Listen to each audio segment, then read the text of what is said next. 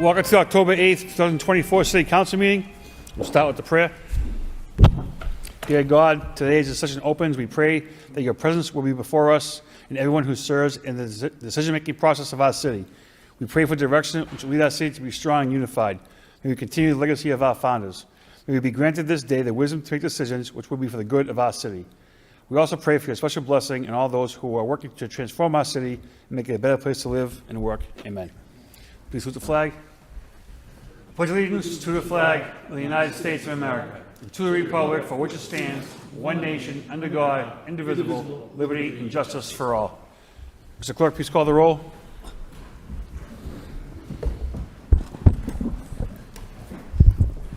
Council Belanger. Here. Council Chow. Here. Council Dakota. Here. Council Getchia. Here. Council Janess. Here. Council Mercier. Here. Council Noon. Here. Council Robinson. Here. Mayor Rourke. Here. Council Scott. Here. Council Yem. Here. 11 present. 2.1 Mayor's Business, Communication, Remote Participation. Motion to accept and place on file by Council Belanger, second by Council Chow. All in favor say aye. Opposed, motion passes. Section 3, City Clerk. 3.1 Minutes for acceptance. The Finance Subcommittee, joint with School Committee, October 1st. And City Council regular meeting, October 1st for acceptance by Council Dakota, second by Council Getchia. All in favor say aye. Opposed, motion passes. Public hearings, still a little bit early. City Council motions, Section 6, 6.1, Councilor Yem. Request City Manager have the appropriate department look at parking issues on Fanning Street. Seconded by Councilor Robinson. Councilor Yem. There's a registered speaker here, Mr. Mayor. Mr. Clerk. Dennis McGrade.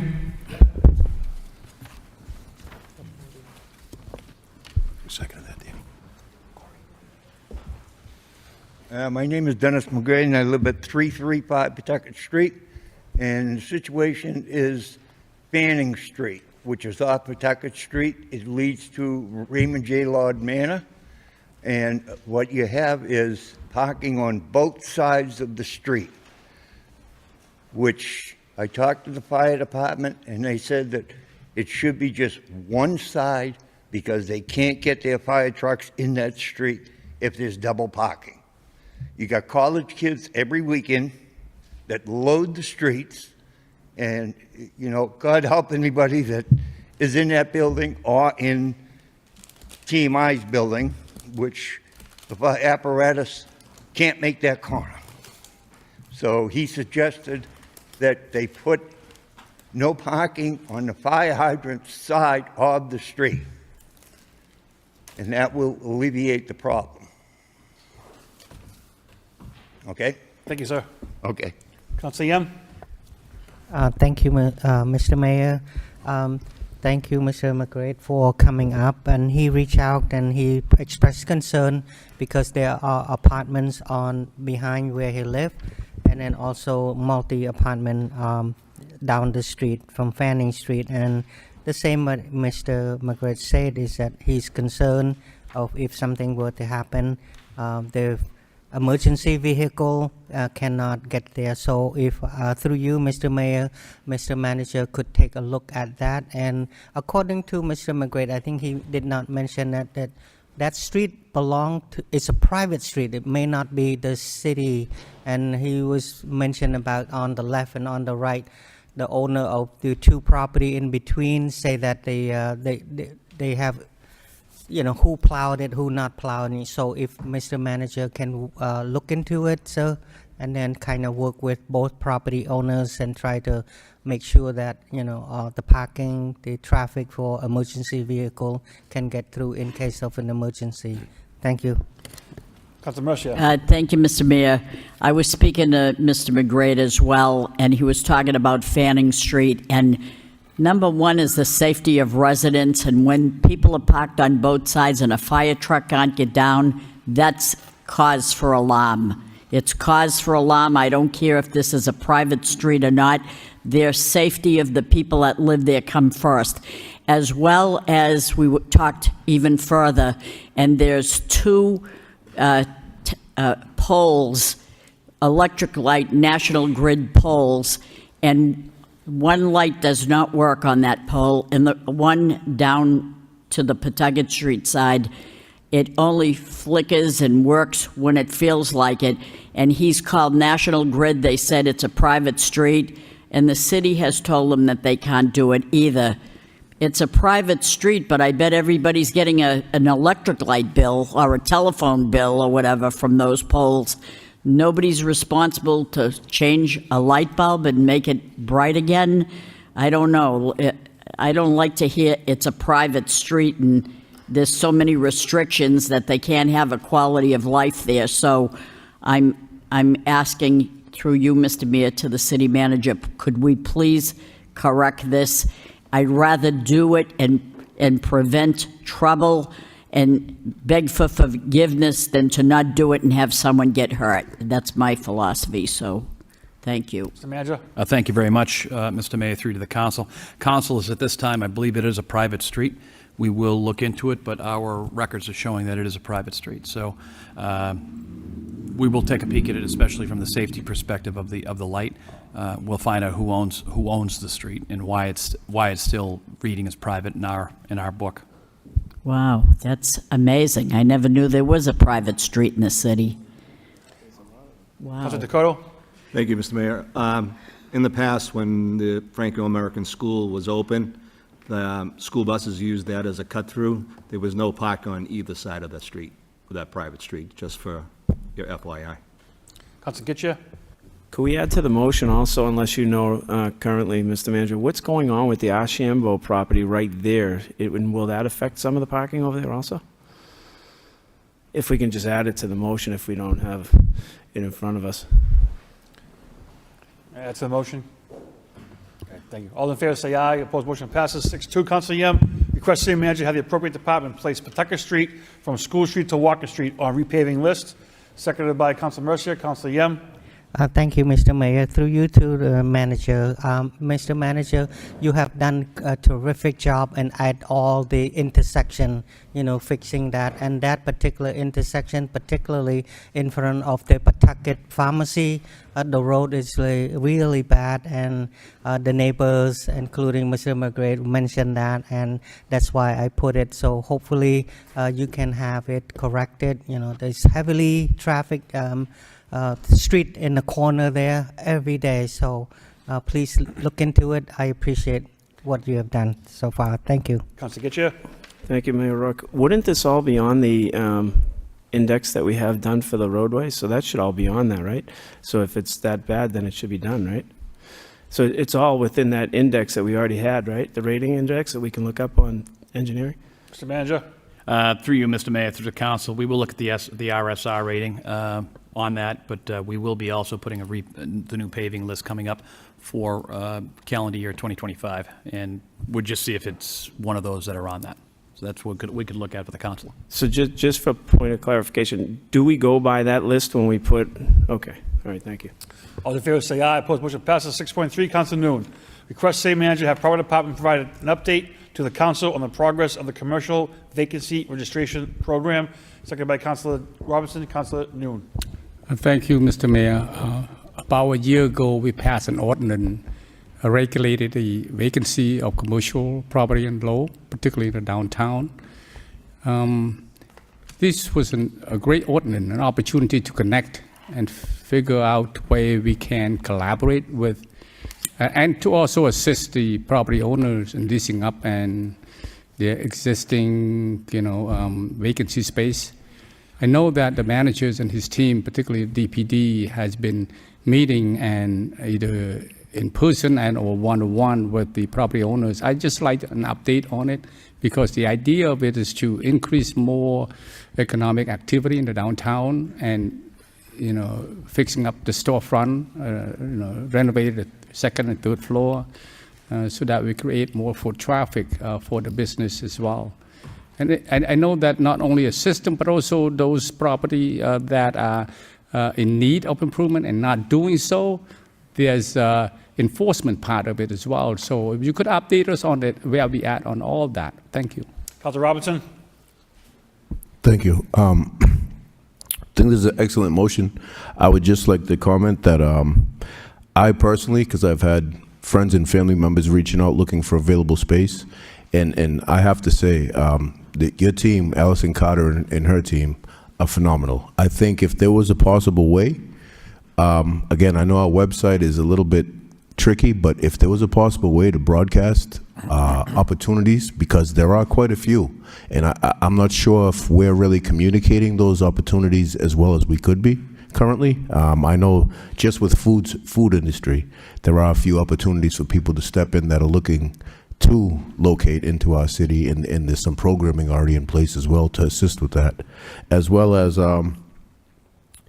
I think the improvements that have been pushed, especially in the area of, I want to say it's Market Street, amazing. I went to CAP about a week ago, and when I was leaving, on the other side of the coffee shop, they did the low high colors. What a difference! I mean, that is what downtown should look like. Like, I'm not saying even if it doesn't have to be uniform, but just the intricacy of the woodwork for the facade, the painting. What a difference! That's curb appeal, and I think we're going in the right direction with that. And I think we need to encourage more of that. Thank you. Councilor Belanger? Thank you, Mr. Mayor. I'm in agreement with my colleagues. I think this is a great motion, and I look forward to the response to get a better gauge as to the downtown vacancy rate, which all this council is watching in closely on. And, you know, the neighborhood business corridors, I think, are doing well for the most part. I mean, this suits them at the same time. But I look forward to this motion response, as well as the potential down the road, maybe quarterly reports to this council, how the vacancy rate of the downtown, because it's very important. So, looking forward. Thank you very much. All in favor say aye. Opposed, motion passes. 6.4, Councilor Noon. Request city manager to have Lowell Police Department warn our residents' neighborhoods about the latest scam targeting Lowell residents. Seconded by Councilor Mercia. Councilor Noon. Thank you, Mr. Mayor. Earlier today, I have opportunity to I spoke with Superintendent Udon about this, and he said to me that the police department are, ahead on the curve on this so already, and reach out to the communities and educate them about it. And so, just an update on it. Just make sure that our residents are, knowing what's happening. So thank you. All those in favor say aye. Opposed, motion passes. 6.5, Councilor Noon. Request city manager to have the parking department work with the community to make sure kiosks at the Leroy lot are user-friendly and accessible, including for those who do not speak English. Second by Councilor Janess. Councilor Noon. There's a registered speaker, Mr. Mayor. Mr. Clerk. Sidney Liang. Let's see if he's on Zoom. He's here, okay. Good evening. Sorry, a little bit out of breath. Just running from place to place. My name is Sidney Liang. I live at 23 Phillips Street in Acre. I'm speaking in support of Councilor Nguyen's motion 6.5. While Councilor Nguyen wants to make it easy, user-friendly, and accessible to non-English speaker, this is a very long-term project. At Leroy Lot, it's not just business area, but it's a place for community gatherings, talk about hometown, and just have a cup of coffee. Just about last week, I met a few people. I was trying to help people with kiosks. For example, they walk to the machine, and then they walk back trying to memorize their license plate, take picture of their license plate, and go back. Also, there's another person that just drove by just because he left the area because he was not trusting the kiosk. Because where he came from, he's not trusting a lot of the thing that's going on, especially with the, I guess is that he's still adjusting to living in the U.S. And also, as you know, there's a lot of people that are residents.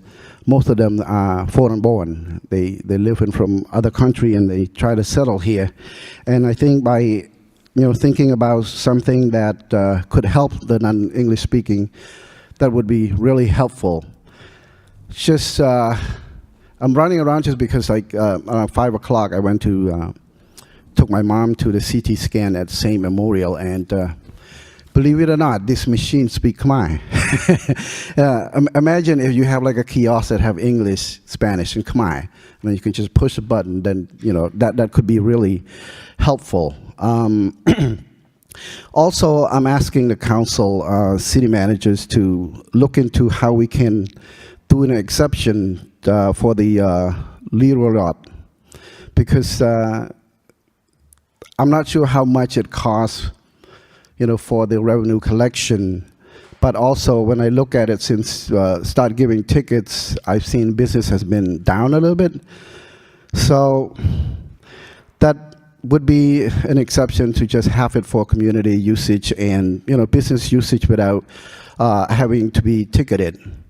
And also, currently there are 3 lots in the city of Lowell that don't have kiosks, and one of them is on Bridge Street that can be used for the police station, also community use, just in case that they come for haircuts, they go in parking without worrying about the tickets. And also, there's a couple places in the city that don't have kiosks as well. So I think one more exception wouldn't hurt. I think just most importantly, just to reconsider for the city to just use this, for businesses, for residents. Again, for the Leroy lot, most of the folks that attend that area sort of like don't speak a lot of English, and they tend to just gather, especially in the morning, to talk about politics, hometown, and just have coffee. And please reconsider that. And it's good for the economy, and also it's good for our community. Thank you. Councilor Noon. Thank you, Mr. Mayor. Speaker Sidney Leung have eloquently add on to this, not only the concern of not understanding or not how to use or access the kiosks, but also the looking at a possibility, because if you have parking, city parking elsewhere in the community that does not have kiosks, maybe there's an additional exception to this area. I have spoke to, or at least the business owners on Phnom Penh restaurants and the Couple Square the convenience store, as well as the liquor store, have indicated to me that their business is down due to the number of tickets their clientele receive because of either not knowing how to use it, all that. So I'm just saying that maybe there's an opportunity here for us to look at way to maybe accommodate them in that area as best as we can. So that's all. Thank you. All those in favor say aye. Opposed, motion passes. 6.6, Councilor. Mr. Mayor? Oh, I'm sorry.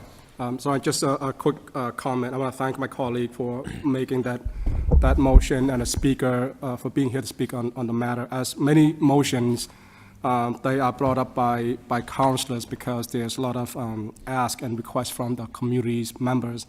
I think related to that one, we can, if we could try to make that area, the kiosk, user-friendly, and I would say apply the same principles to all the kiosks in different communities, make it user-friendly, try to have a study, say what is the most useful language in that area, or maybe just like have a number of languages there, like the speaker mentioned, English, Spanish, Cambodian, maybe Portuguese or some other language.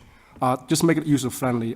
But the other thing that I want to bring up relevant to this motion, it's about the area in itself. If through you, Mr. Mayor, to the manager, if you can work with the property department, maybe there's a situation right now, I think it needs, that whole neighborhood need a cleanup. A lot of businesses mentioning that they need a cleanup.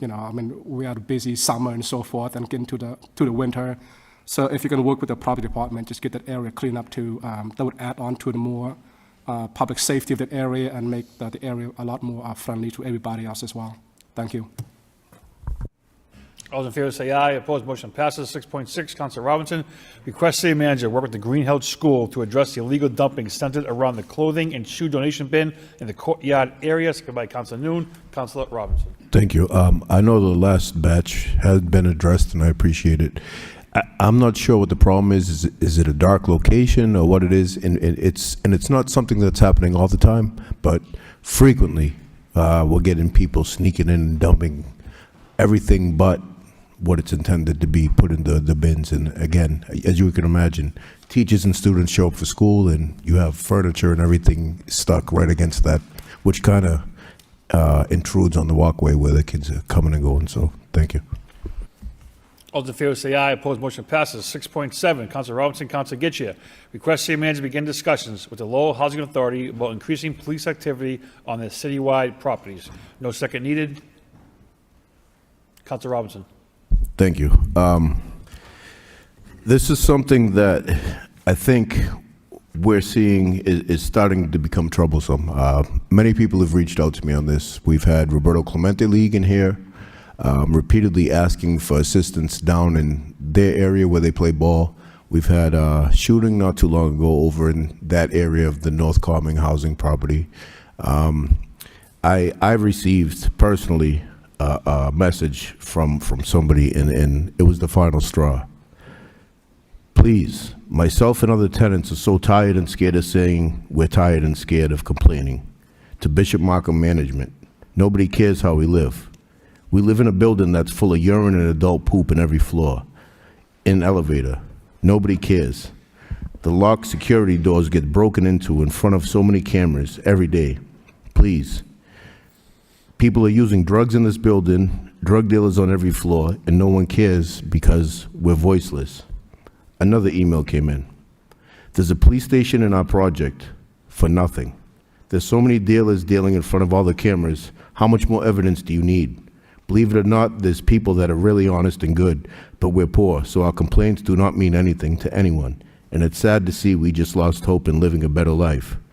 Those people have won, and they know it. The projects in Lowell, Bishop Markham on Gorham Street, everyone but the average person has won. That's just two of the many that I've received recently. I'm not sure exactly what's going on there. I dug around a little. I'm being told that they do hire an officer to work, but they have scattered sites throughout the city. One officer working 9 to 5, Monday to Friday, to cover all of these locations doesn't seem nearly enough, especially where, I mean, just walking the other day, I stopped in Saturday, the day we were over there for the Owl Diner. We took a walk, we were early. Two gentlemen were sitting out front in wheelchairs in front of Bishop Markham, and I just asked them, I said, hey, how's it going over here? How you guys, you know? They said, well, we live in the medical building. Our building's pretty good. They take care of us in the medical building. The other two buildings, not so much. So it's starting to be a large issue. We have a precinct, and they are telling me the building with the precinct is the worst building in the lot, just at the Bishop Markham site. Again, I don't know what it needs to be. I know other communities, the housing, they do provide their own police, not security guards, but their own police.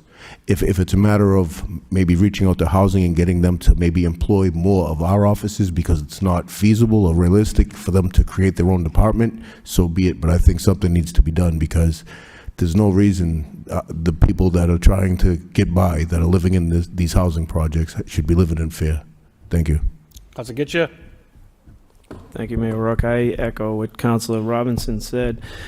We were there the other day, and that's the first thing two people said to us was how people are just trying to get in the doors every time they move. What time is the police precinct manned? Is it something that's sporadic? Does it have hours? Do we man it a lot? Or I don't know those answers, and that's what they asked. You know, we as a council identified that whole area, the Gorham Street, Summer Street, all of that area is a place in need of a police precinct. But if we're putting it in an area where we're not going to, then what's the point of the police precinct? It kind of sends the reverse message to people that, yeah, we'll throw something here for a feel-good moment, but we're really not living up to our end of what we feel will make it safe.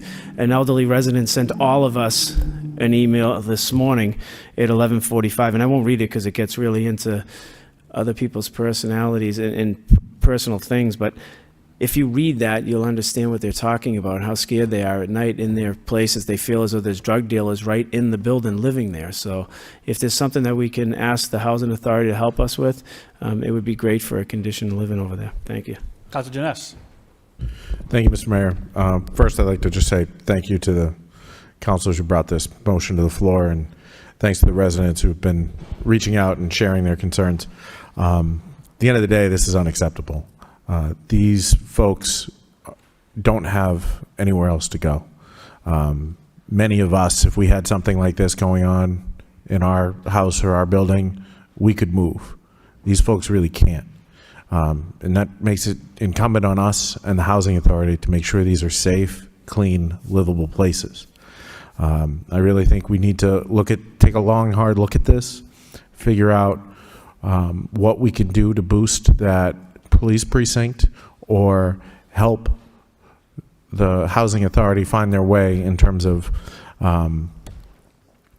developing more police presence or whatever it is we have to do in order to get these residents safe, because they don't feel safe right now, and perception is reality. So even if there's no danger to any residents, nobody's going to feel safe living in a situation like this.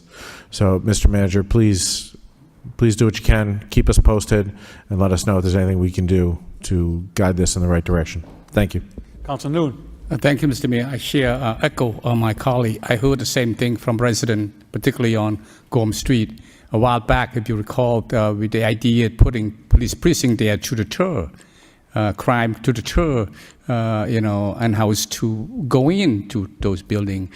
The tenant in those housing, a couple of them who speak Cambodian, reached out to me and said they sneak out at night, and then they just hang out in the hallway. And they urinate there on their doorstep and all the other things is going on, and nothing happened.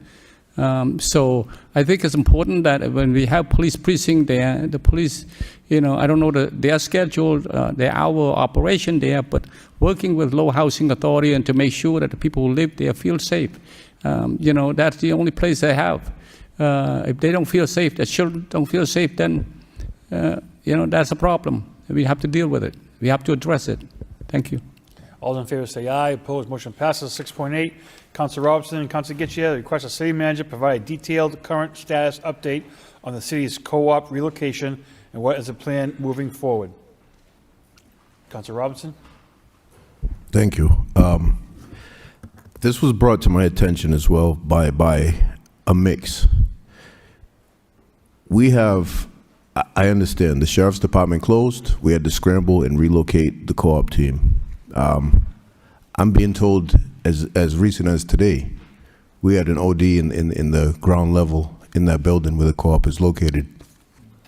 We've heard businesses from downtown get at the podium and express how they're struggling to keep their head above water.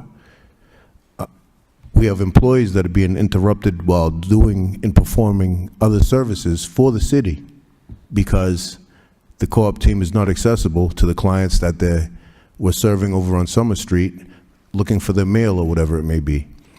I mean, I understand the reasoning behind having to relocate, but I'm not sure how well this was thought through because we're fighting to try to bring disposable income and business to our downtown business district, but we've relocated more social services that's attracting their clients into the downtown that unfortunately don't have much disposable income. And I know this is something that's been on everyone's radar, and I'm sure there is a plan in place to relocate.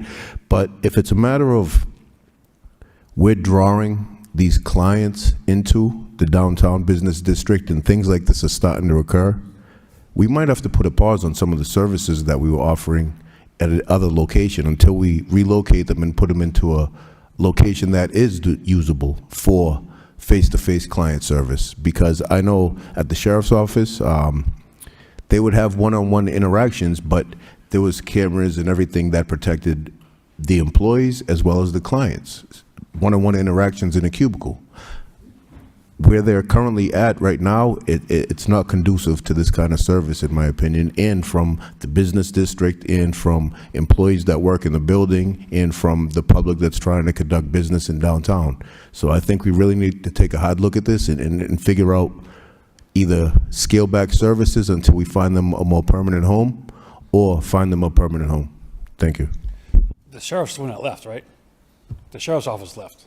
Yeah, but the relocation was really nothing that was controllable on our end. It was just a matter of where do we place them. But I think still to provide the same services is where the problem's starting to.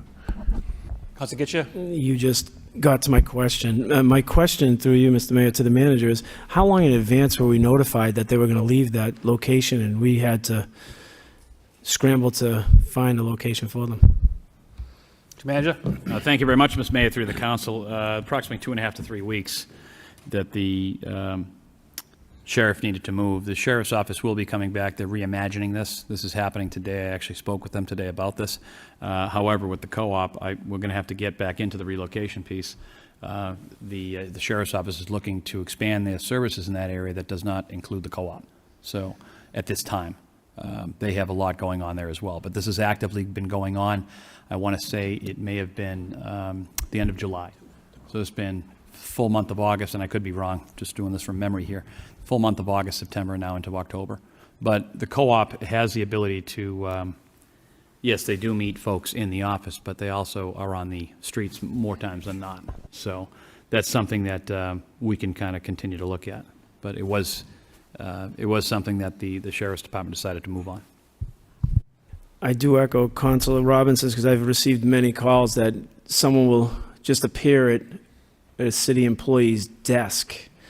And it's like, whoa, what's this person doing here? The security's not what we're saying. There's urine being all throughout the hallways. People are outside smoking cigarettes, and people don't want to go by there. It's really put a condition down there that's very tough for the businesses. And again, when you look at our decision making, sometimes we do things with good intentions because we have to, but sometimes we have to make an adjustment. And I think this is the time that we know that this play isn't working down there. So hopefully we can make the conditions for the workforce that we employ down there much better, because we've been getting the calls saying that there's problems down there. I'm sure you haven't gotten them yet, but I promise you that they're coming. And they're not something that is inviting when you go down there and you listen to it. So I think that we need to make a change down there, and hopefully we can make their environment better, because I hate to see good employees leave because of the work conditions. Do you want to send a letter to the Sheriff's Office? They're disappointed in what they did. I mean, what are you going to do? No, I think I highlighted that. Oh, right, yeah. I do think, Mr. Mayor, I did highlight that, saying how long did they give you in advance? And we just had to scramble for a place. I don't disagree with what you're saying, but I think we have to get them to a different location. That's all. Well, That's all we're if saying. you're going to reimagine a spot there, I mean, why can't we advocate to put them back? I thought the manager just said they don't want them back. I thought that's what he said, but maybe we can advocate and get something done between it, but that's what our hope is. Councilor Robinson? Through you, Mr. Mayor, to the manager. I'm not sure if you're aware. I guess one of the biggest problems with this new location or temporary location is the clients aren't able to even access the floor that co-op is operating out of. And due to that, they don't know the layout of the building. They're just coming in saying, hey, I need to speak to so-and-so. They have my mail or whatever else they've been facilitating with them on Summer Street. So I think that's where some of the confusion is going. Mr. Manager? Thank you very much, Mr. Mayor, through the council, and councilors, thank you for bringing this to my attention. This is the first time I've heard about this. So I'm confident that the employees that are complaining about this, I would encourage them to call me, because we could easily contact the co-op to make sure that, I can clearly see that, because getting into that building, you really can't get into that building without a proper key pass. I'm sure somebody would leave a door open, I don't want to say that. But that's something we could talk to the Lowell Co-op when they're setting up a time frame for a client to come visit them. We could make that happen. So I would encourage whoever has the concerns or the complaints about it to please let us know, because myself or the assistant city manager did not know this was happening. Thank you. Mr. Mayor, through you to the manager. Robinson, you're all set? Yeah, Councilor Getcha. Through you to Manager Golden. Manager Golden, people are in fear as employees. They're not going to go to you because they're in fear of the boss that they're going to, who's not turning it over to you. So when they come to us, they're saying, hey, can you help us out? They don't want to be known because in our world of municipal government, when you go to a manager over your supervisor's head, as much as everybody wants to live in a fake world and say that there isn't repercussions, well, there are repercussions. And that's why they come to us and say it without going to you. And you know, your personality, you're very good, but you're not the one who has to live with some of these bosses who are not taking action, and that's what they're after. But thank you. All those in favor say aye. Opposed, motion passes. It being 7 o'clock. General public hearings, 4.1. Vote to authorize the city manager to send notice of hearing for disposition of properties. The second reading. And vote to authorize the city manager on behalf of the city of Lowell to notify the owners of certain properties that a public hearing will be held pursuant to Massachusetts General Laws 139. Good. Pass it off to the solicitor before we start. Thank you, Mr. Mayor. So now the public hearing's open. Before we move forward, I had a conversation today with Attorney McKenna and with Commissioner Fuller, and he informed me that as of yesterday, Friday, and over the weekend, we had open communication with two of the property owners at 43 Hastings and 337 Beacon Street. Permits were pulled at 337 Beacon Street to repair the front porch, which was the main issue that we had there. They cleared all the brush. They paid all the taxes. They're square with all the fines. And with 43 Hastings, we found out yesterday that the property is actually under agreement. So someone's going to buy it, and we need a little more time to see what that looks like. And then we're going to ask for 3 weeks for a continuation, because then at that point, any order for a demo would get attached to the property, which would sort of run with it. And with two of the other properties that are on there, 77th Ave and 290 Branch Street, we still haven't been able to perfect service. Now, at this point, we still could move forward, but I would recommend that we continue this for 3 weeks. One more opportunity to serve those other two properties, and then if they're still unresponsive, we would move forward at that time. And Commissioner Fuller also explained to me that there will be at least 5 more properties that could be added to this list in 3 weeks. So there could be upwards of 7 properties on there. So I think it does make sense to continue it until then. So motion by Councilor Mercia to continue until August 29th. Second by Councilor Janess. All those in favor say aye. October 29th, I apologize. Approve, motion passes. Section 5, public utility hearing. 5.1, Boston Gas, DBA National Grid. Request replacing existing gas main 789 and 940 Chester Street to facilitate tie-ins. Second reading. We'll open it up to all those in favor.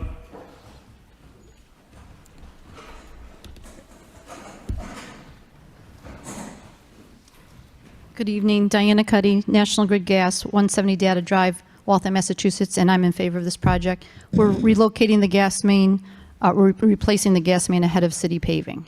That's the reason for the project. Great, thank you. Going once, going twice. Motion closes. Second. All in opposition. Opposition.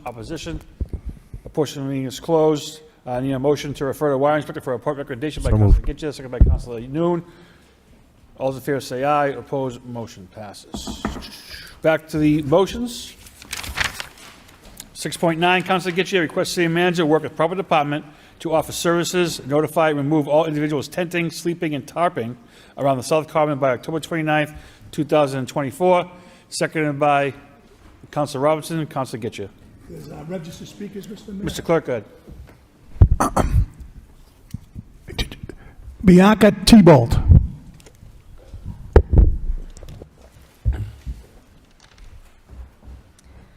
Good evening, City Council members and fellow citizens.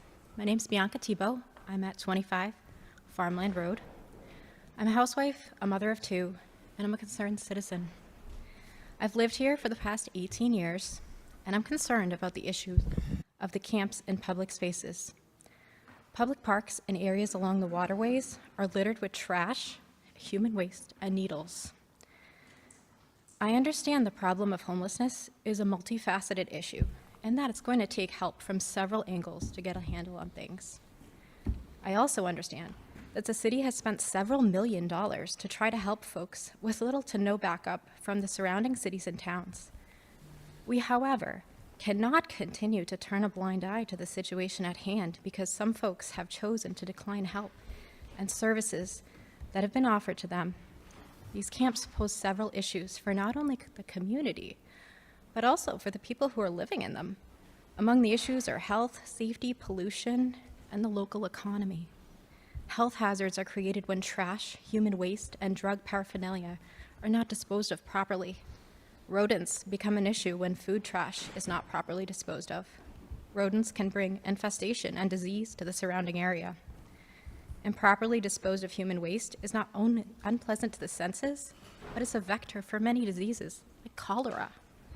Drug paraphernalia is hazardous to those who pass by, like school children over at the STEM Academy, who could inadvertently be pricked by a dirty needle harboring disease. Safety in and around these camps is an ongoing issue. Guns have been seized from these camps before.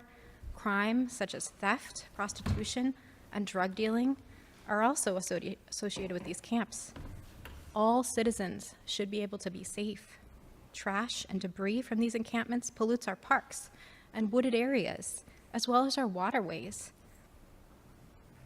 Waterways accumulate trash and human waste, which in turn make the fish and other aquatic life sick. Pollution impacts the quality of life for all citizens, as well as the wildlife in the area. Finally, encampments full of trash and crime are detrimental to the property values and the economy of the areas surrounding them. Customers do not want to dodge piles of waste or needles in order to patronize an establishment. Prospective businesses are less likely to choose Lowell as their location if they know there are encampments full of open drug use and filth. City taxpayers have to foot the bill to clean up the trash in these camps. As a taxpayer, it's incredibly frustrating to pay the bill and then look around at folks who are just leaving a huge mess while living in the areas that are supposed to be designed for public use and enjoyment by all members of the city. This is simply counterproductive to bringing the economic vitality into Lowell that it needs to prosper.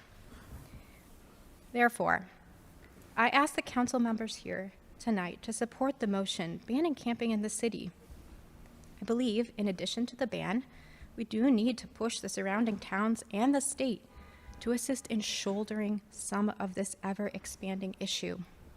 While homelessness and the barriers that come with it are complex and multifaceted, allowing folks to languish in squalor and self-destruct in the public square is not kind or dignified.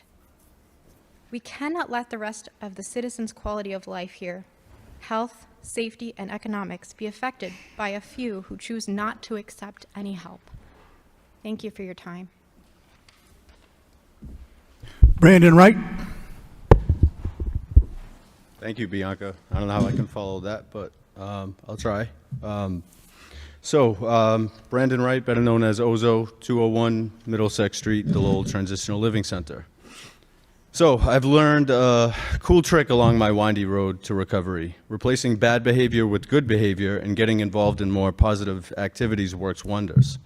With that said, we should all use our voices to ensure our generation is the last to experience the impact of homelessness. Wouldn't you be proud to say that you were part of the solution? I certainly would, and it's possible. Now I know we don't want to roll out the red carpet, but we would very much appreciate increased services and programming, rather than more and more enforcement. I'd love to see our elected officials show an outpouring of support by advocating for funding and assistance from the state and federal government, as well as private industry partners and UMass Lowell. Help is long overdue, and we have never been in more need. Government officials have shown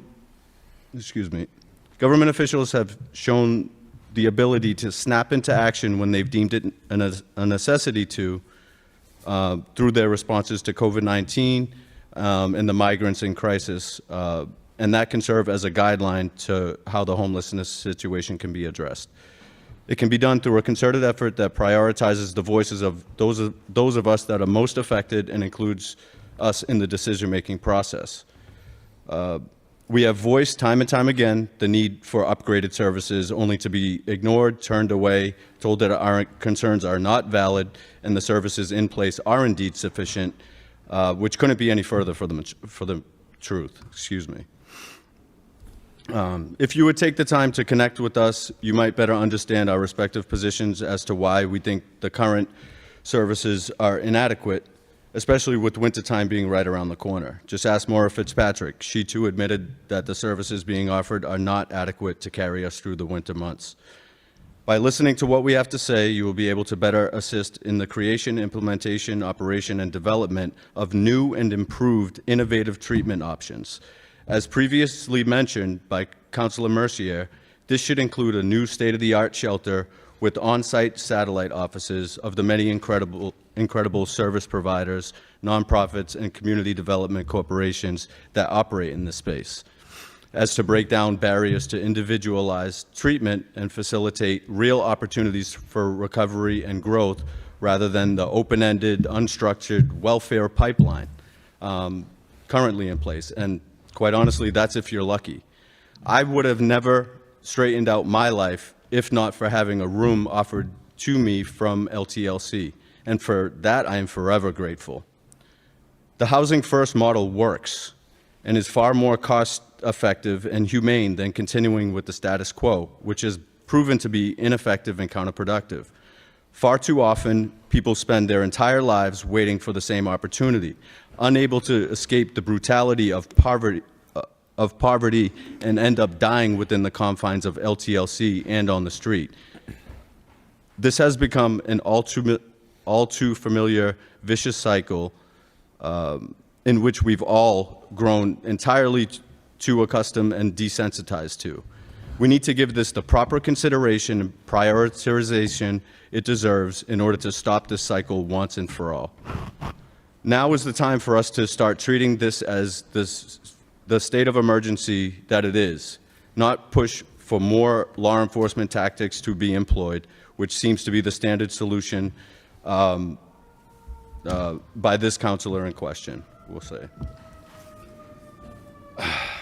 Mr. Red, almost done? Yeah, just one moment, just one more second. I mean, it seems as though, you know, the mode of choice is to, you know, continue law enforcement. Well, we need better services. I mean, things have been defunded, you know, and then you're creating sort of a vacuum, you know.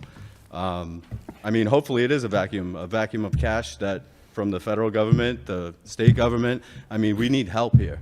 But to enforce, and then take away services like Life Connections and whatnot, it doesn't make sense. That's really all I have to say. Thank you very much for your time, and you know, I do look forward to working with you guys on a solution. I know it's not on you guys per se. I know it might come across as, you know, when I speak sometimes, but I'm extremely frustrated. I live in the eye of the storm. So thank you very much. Thank you. Richard Healy. Thank you. My name is Richard Healy. I live in the Highlands on 25 Nicollet Street, but I own the Keep on 110 Gorham Street in Lowell. I think most of you know me. I've spoken to most of you individually. I want to thank the city manager's office for letting me know this was happening, especially Mr. Sean Machado and the councilors for putting forward this motion. We've been there for about 6.5 years now, and this is without a doubt the worst that area has ever been. I could speak on 6.72 earlier and that, but maybe we'll just keep it to 6.9. I have a year left on my lease. I'm probably not going to renew because I don't think anything's ever going to get better there. And I am slowly bleeding out. And it's been like that for years now. And I don't know the solution to homelessness. I am a pub owner, right? I know how to pour beer. But I do know that just advocating for people who, in their right mind, would never want to live in a tent surrounded by what they're surrounded by in Massachusetts in February doesn't solve what's going on. And that's apparent. If you want to see what we deal with running a business in that area, or my chef who lives on Summer Street, what he deals with, just come on by. But come on by at like 2 a.m. or 3 a.m. or something like that. Don't come by in the daylight, which is still rough, right? But come by and really see what it's like at night, right? Or walk from my place to Dragonfly and walk through it and see what it's like. Right? See everything that goes on, right? The drug use, the assault, all of it. And then watch the STEM Academy, or the people who just moved in down the street to me for some brand new buildings where the rent is expensive, and watch them teach their kids how to learn bikes where people are smoking crack 6 feet from them. Okay? After COVID, I needed a lot of money for my business. I took another job, and it was a traveling job in the tech industry, oddly enough. And I've been to every major American city and Canadian city at least a couple times in the past 3 years, and I've seen it everywhere. I've walked through all of these cities. And it's always funny coming back to Lowell and me saying I was just in San Francisco for 3 days, and somebody showing up at my bar and being like, San Francisco's horrible. Horrible. Like, have you walked from my bar to the train station? Because everything I see is the same there. Everything. And it's very easy. I applaud people who advocate for people who are unhoused, because they're people, right? The hardest thing about this is getting to learn the names of all these folks around the area that my business is in, and actually seeing how tragic and how sad it is, their lives. The vast majority of them do not want to be there, and they don't know how to get out of it. Right? They're not mentally sound enough, they're addicted, and it's painful. But if you're going to advocate for them, then I don't know, find a real solution, not just something that, and I'm not saying everyone is this, but makes you feel better about yourself coming here and doing your best to support their rights and then going home to a warm house. Because that's what it feels like for all of us in that area. It feels like you care when there's something here in this room, but it doesn't feel like you care any other time. All right? I have people leaving 5-star reviews from my restaurant and then saying, don't go there at night. We're only open at night. And that's a 5-star review.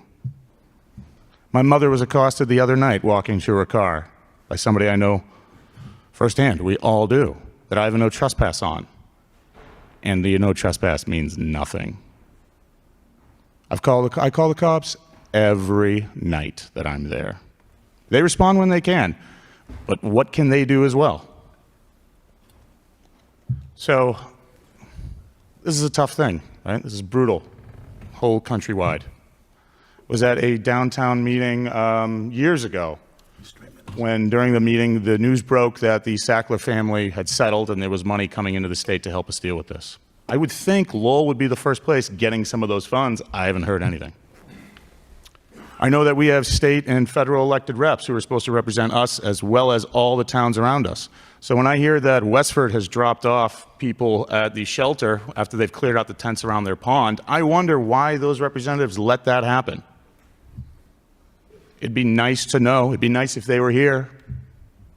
I know that when it comes time for them to get reelected, they're going to ask me to do something at my restaurant, which is always ironic, because they don't come there for dinner now because they're worried about their safety.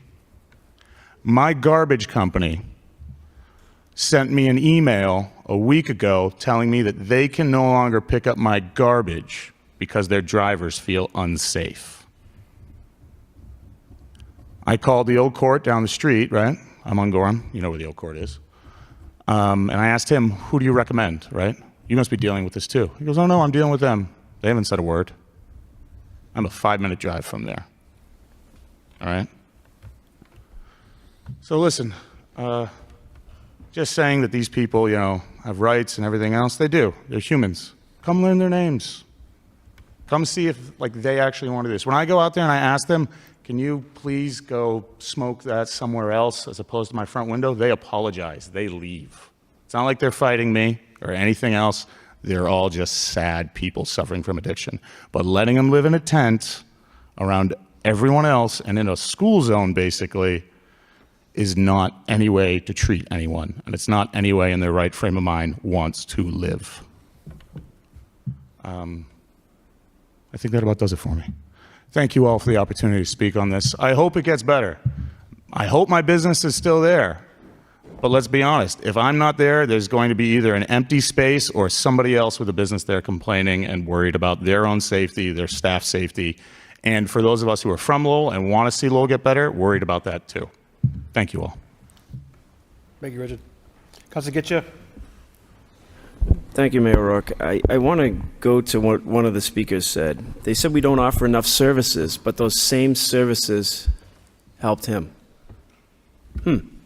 Think about that. Said we didn't put funding in, but the place he's staying at, we gave $2 million to. Think about that piece. When the speaker talks about when he goes out of business, what are we going to do? We're going to fill it with another government agency, as we have done in downtown for the last few years, because we can't rent down there. We're having a hard time keeping people down there, so we're filling it with government agencies and just holding afloat. When the speaker talked about not seeking assistance, Mr. Manager, didn't we reach out to all the communities? Didn't we try to bring a meeting together twice and there were no-shows? We asked a few weeks ago to have the manager draw up a letter to the Congresswoman and state delegation asking for more assistance. We've been there for the homeless. When you talk about creating a safe environment, what about the business owners? Do they have a right to live in a good environment? What about the kids going to schools? Do they have the right to live in a good environment? What about the visitors that come off the highway and have to deal with this every single day? And it's not just that this area, as Mayor Rourke highlighted last week. It's all over. As one of the other speakers said, you know, when you go down to the streams or you go try to fish in probably our greatest resource this city's ever seen, in the river. You can't even go down there without being scared, or needles or something else. And these are your children you're sending down there, and your family's going down there. At some point, we have to put our foot down. And Mr. Manager, I am asking you for this. I am asking you to make the toughest ordinance that this city can put forward and start to curb this and start to push back and try to push people towards our services that we readily have available and have been offering. And hopefully they can do the same thing as one of the speakers did here. Get back up here because they have a better life and speak. Because that's the way you fix things. You don't fix things by letting people just sink deeper and deeper and deeper into the environment. You try to push them and say, hey, we can all do this together. Let's try to figure it out. But when they keep turning away services, how do we do that? We've done this for this council. In the last full term of a council, we've done it. More than any city councils in the history of Lowell, Massachusetts, we've done this. We put millions and millions of dollars in the efforts of doing this, and we sit here, and then people will point at city councilors as being bad. Well, we're here to make a better environment for all, and it starts with our school kids, and it just continues with the environment of our businesses. From the day I got elected 2.5 years ago, 2 years and 10 months, that was one of the major issues they were saying to us is, our businesses are going under, we need to get support. And Mr. Manager, I remember when you stood up here and you were interviewed, and you said that was your priority, was the economic development in our city, and you were going to do everything you could to make it a positive environment for businesses, for families, and everything else. Right now, we're going in the negative, and it's not you, it's all of us. So we need to give you and everyone else the tools to succeed. And I believe we've tried to do that all the way along with the social services and the money we've taken. We're the only community around here who's taken millions of dollars and put it towards social services. When Tingsboro, Drake, Tewksbury, Wilmington, all of them got their opera money, it didn't go there, I promise you that. But we had to use it. And, you know, when we talk about housing and everything, I don't see one of those communities asking for more housing. Not one. Not one is pushing for it. We are. So when people say we're not doing it, if you showed the numbers of the housing that we've created over the last 3 years, I think the speakers would come up here and give us applause, but instead of sitting down here saying how we're not doing anything. And that's the hard part to sit here and look at is, I'm sure the other 10 councilors and yourself, we've worked hard, so I would implore you to get this done and get that ordinance back here, and let's start moving in that direction. Thank you. I just have a quick question before I go to the council. Mr. Solicitor, I know we just gave it to you last week, the motion by Councilor Getcha. How soon are we from getting this back to us?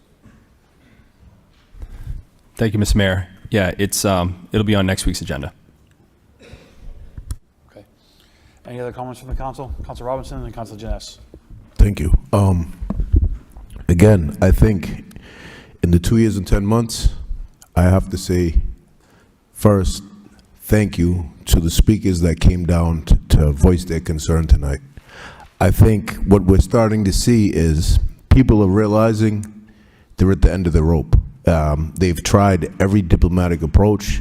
They've tried to be patient. They've tried to work and kind of be willing to turn a blind eye to the blights and the negatives that this situation is causing, because people are empathetic. We're not sitting here saying none of us care. But you know, it's getting to the point where, and this is a real issue. As I mentioned earlier, walking through this area Saturday morning at 9:30 a.m., just walking through to put eyes on it, as I do when I'm anywhere in the city, just to look at how are things going. It was almost, we were pretty much approached, or a couple of gentlemen that were in the park basically started speaking to us like we were trespassing in their private property. Now, what they were up to, your guess is as good as mine.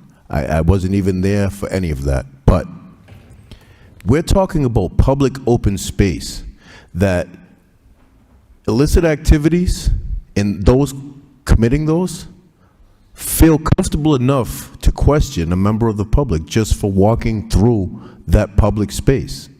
There's no attempt to hide. There was a gentleman kneeling down on the walkway injecting something while we're walking by, and this is at 9:30 a.m. on a Saturday. And we've spent, I couldn't even mention the amount of man hours between our DPW, co-op, health department, LPD. It's not trying to arrest our way out of anything, and I hear that thrown around a lot. Again, this is basically defining what kind of behaviors are going to be acceptable in public open space, what kind of behaviors are going to be allowed in our business districts, and that's about it. There's none of the other, we're not providing reason. All of that is just a cop-out, because just as much, if anything, we've neglected the 114,000+ residents because we've been trying to get a grip on ensuring that we have service providers, social service providers in our community that specialize in the professionals in all areas and function in every aspect of resources that can help those that are willing to take that first step. We've been focused on that. That's where we've committed a lot of our time and energy. But we also have to balance that. We have neglected the 114,000, ensuring that the public spaces that they choose to bring their families to, the public spaces that we had a semi-pro or pro arena football team willing to participate and practice down in the South Common and offer free lessons to the children. The public areas where we're giving swim lessons, where we only have 2 outdoor public pools, that our kids living in a city like Lowell that's surrounded by water have an opportunity to learn how to swim safely in the summer months. But we've turned a blind eye to all of those positives while we're trying to wrap our hands and head around how to address and help those negatives. So I think with winter coming, as the speaker explained, how is it humane to turn a blind eye and say, and I think the first speaker put it perfect, watching somebody self-destruct in a public square? That's what we've been doing, and it's not because we enjoy the show. It's because we have been trying every possible thing we can to encourage people to get help. That's not what a counselor does. Our role is ensuring those resources with professionals that encourage people to get the help and work with them to get the help is available. And I think we have been doing that. And so I really hope that this motion is supported by my colleagues. We heard clearly tonight the business community is hurting as well, and it seems Members of the business community are supportive, and we've had residents, family members coming out saying they're protecting their children because enough is enough with the negatives that come along with turning that blind eye to this. So I thank my colleague for bringing this forward, and I hope we can try to start moving forward. Thank you. Councilor Dinesh?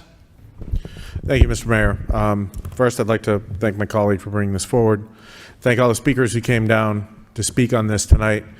And also to thank the administration, because I know you guys have been working on this. And I know that you've probably heard from all 11 of us specifically about the South Common. I texted you just the other day about it.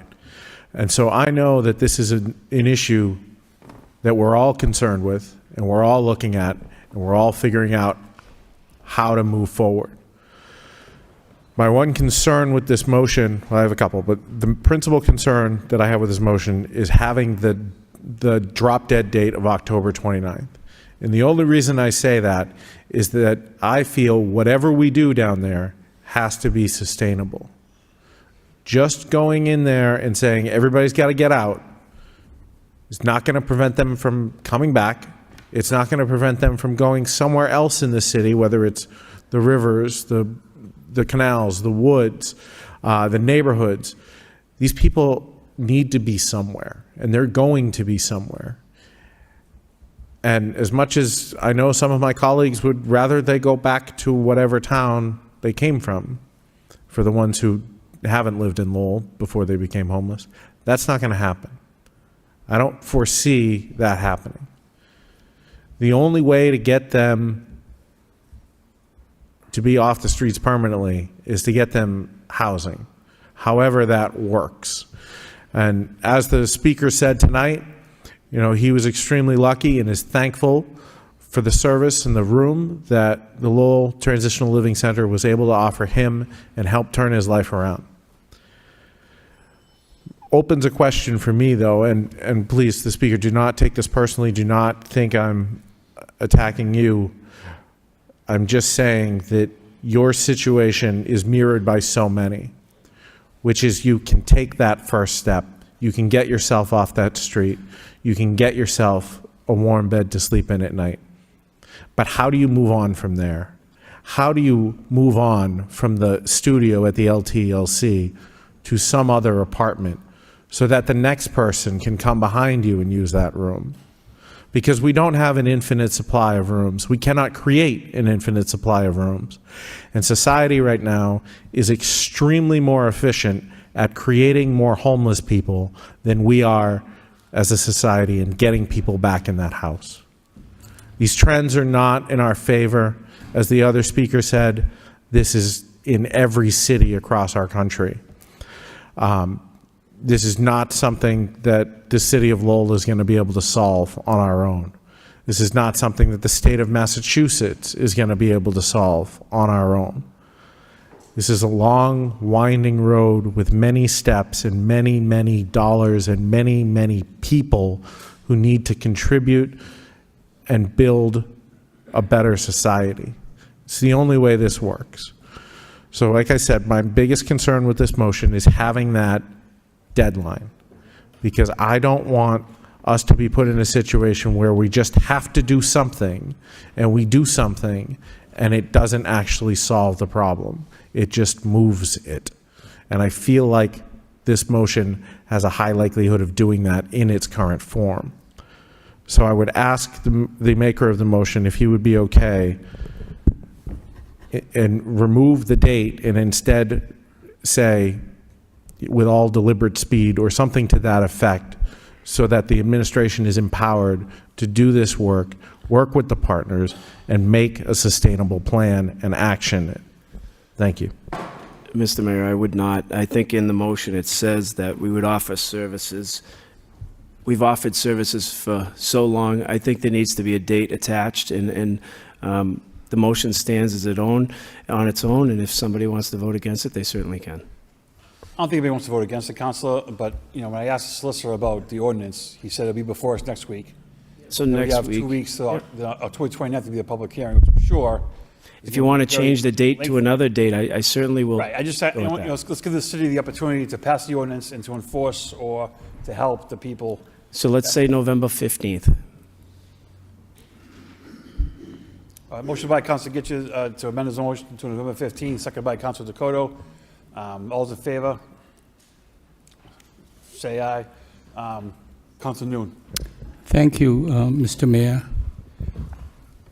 I am equally frustrated with the present situation, as all our resident businesses and this council and the administration, of course. I know the administration have spent time and resource working with our partners to, provide service and program to our unhoused population.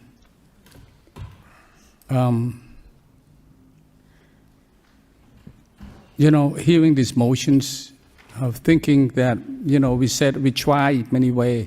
I think maybe one more try. We need, they need a place somewhere to be. I know that I spoke to the managers just recently. We had conversation around the comprehensive plan or wraparound plan that involve major organization and the governor office. If I could, through you, Mr. Mayor, ask the managers to maybe elaborate on this a little bit for us tonight about those plans that the conversations you have had about the comprehensive, in terms of addressing these housing populations and service. Mr. Manager. Thank you very much, Mr. Mayor, through to the council. Councilors, as you know, I think we're enjoying maybe a third or fourth iteration of trying to create new housing in the sense of a homeless shelter. Today I did have another meeting with what I would say as our three largest partners in the city when it comes to homelessness. That'd be CTI, SMOC, and of course Lowell Community Health Center. Unfortunately, LCHC could not be there tonight, but this afternoon, but has pledged their support. I've been in contacts with the administration, specifically the Lieutenant Governor, and discussions about this as to how we need to tackle this problem, and we need to tackle it in a different way. Most of you know here on the council that I've taken quite a few trips to different areas, whether it be Quincy or Haverhill, et cetera, to look at different ways that this has been happening. However, getting everybody on the same page, it's not because of anyone being difficult. It's because it's hard. When we're talking, and I want to be crystal clear on this, it's not because any of our, what I would say, the big three partners, it is not because they are being difficult. It's because it's hard to put all three people together. They all agree with this. They all believe this is something that needs to be done. I'm hoping within the next couple of weeks, and I have to stay flexible because I'm asking them to do this, that I'm going to receive a paper, and I say, one-page, two-page paper, for yet, once again, as I'm indicating, the fourth iteration of us trying to accomplish this in the past 2 years. So there's not a lot to tell you right now, with the exception of the partners that we have in this city are working together. And I do believe within the next couple of weeks we'll have something. And now that something would be, once again, a page or two discussing what needs to happen. In my mind, I believe I know what that is from what I've visited, what I've walked through, what this team has walked through and gone through. But they need to buy into this. And I believe that, once again, I refer to them as the big three, CTI, Lowell Community Health Center, and SMOC, just so we don't have to continue to talk about that. But I do believe after today's meeting that they are all on the same page. This is extremely difficult, and I hope to have something before the council as to what could be the future of homelessness here in the city. We do need to reach out to our surrounding communities. Councilor has brought that up earlier today. Every councilor was either there or asked me about it. And quite frankly, there were no other communities that stepped up. No one else has been talking about this except the city. I do say this with pride because I do believe that every councilor in this room, as well as people throughout the city, have a lot of empathy, where we have spent just in ARPA and capital monies that are ready for expenditures. Just in the past year and a half, close to $6 million. In the last 3 years, it's closer to $10 million. And this is monies that are salaried employees working on this on a daily basis, et cetera. And this is, of course, helping some of our organizations that do this day-to-day work throughout the city of Lowell, whether it be the Lowell Housing Authority, et cetera. So I'm as frustrated, and I've shared my frustration with each of you individually. I think that it appears that I'm pretty frustrated on in this conversation on a regular basis. For that, I apologize. But when we're looking at this, and I'm trying to look at business owners who I need to stay in this city, business owners who I want to stay in this city, a police department that I think is doing their job, quite frankly. Out of the number of arrests that were made, yes, there were some that were trespassing, et cetera, but there were a ton of arrests that were made with illegal drugs, with weapons charges, with A and Bs. I could read you the list. It's here in front of me. But this has not been easy. But this seems to me that the city of Lowell is taking the brunt of it, as many gateway cities, and I've had that discussion directly with the administration. We have been welcoming. This council specifically has been welcoming with the ICC. And the Annan Conference Center has caused minor issues, minor problems. As I look at the chief of the fire department, speaking with the superintendent of police, it pales in comparison to approximately, I would say, 100 or so individuals that refuse treatment. So we are looking for ideas. We're continuing to look for ideas. We're talking about this. It is frustrating. It is extremely frustrating. I think our partners, all of our partners have been great at assisting us. And my hope is to have something for you in the coming weeks. Does that mean 2? Does that mean 4? I wish I could put a number on it, but after our meeting today, Councilor, I think it went extremely well and it was positive. But yet, even if we all came around this one particular piece, now we got to find it and build it, which I do think, I know that this community has that ability to do that. But anyone from any other town, surrounding town, Assistant City Manager Machado has been there when this has been happening, when people just continue to get dropped off. And that's just not, we cannot continue to support this. We just don't have we don't have the manpower, we don't have the people power. So we're going to continue to put our best foot forward. And I appreciate all of the thoughts and quite frankly, the text messages and the emails that every council here is always talking about. Empathy is the big key. But yet, we need to do something, and we need to change something, because what's happening in and around that area, what we put even our DPW workers through, what we put our LPD through, what we do the Lowell Fire Department through, what we do with Pride Star, there is a major problem here, and it's not in this city, it's everywhere. But we need to find the answer to this. So I hope to have something to you in the coming weeks. Thank you, Mr. Manager. So I all of us share the frustration, and there's hope there. There's hope there. I mean, the last couple of months, you said it, that we arrest hundreds of people, and some of them are the same people, and a lot of resources put in there. Is this the role we want for our public safety officers? I bet you that in the next 2 or 3 or 4 months from now, we will have the same frustrated conversation.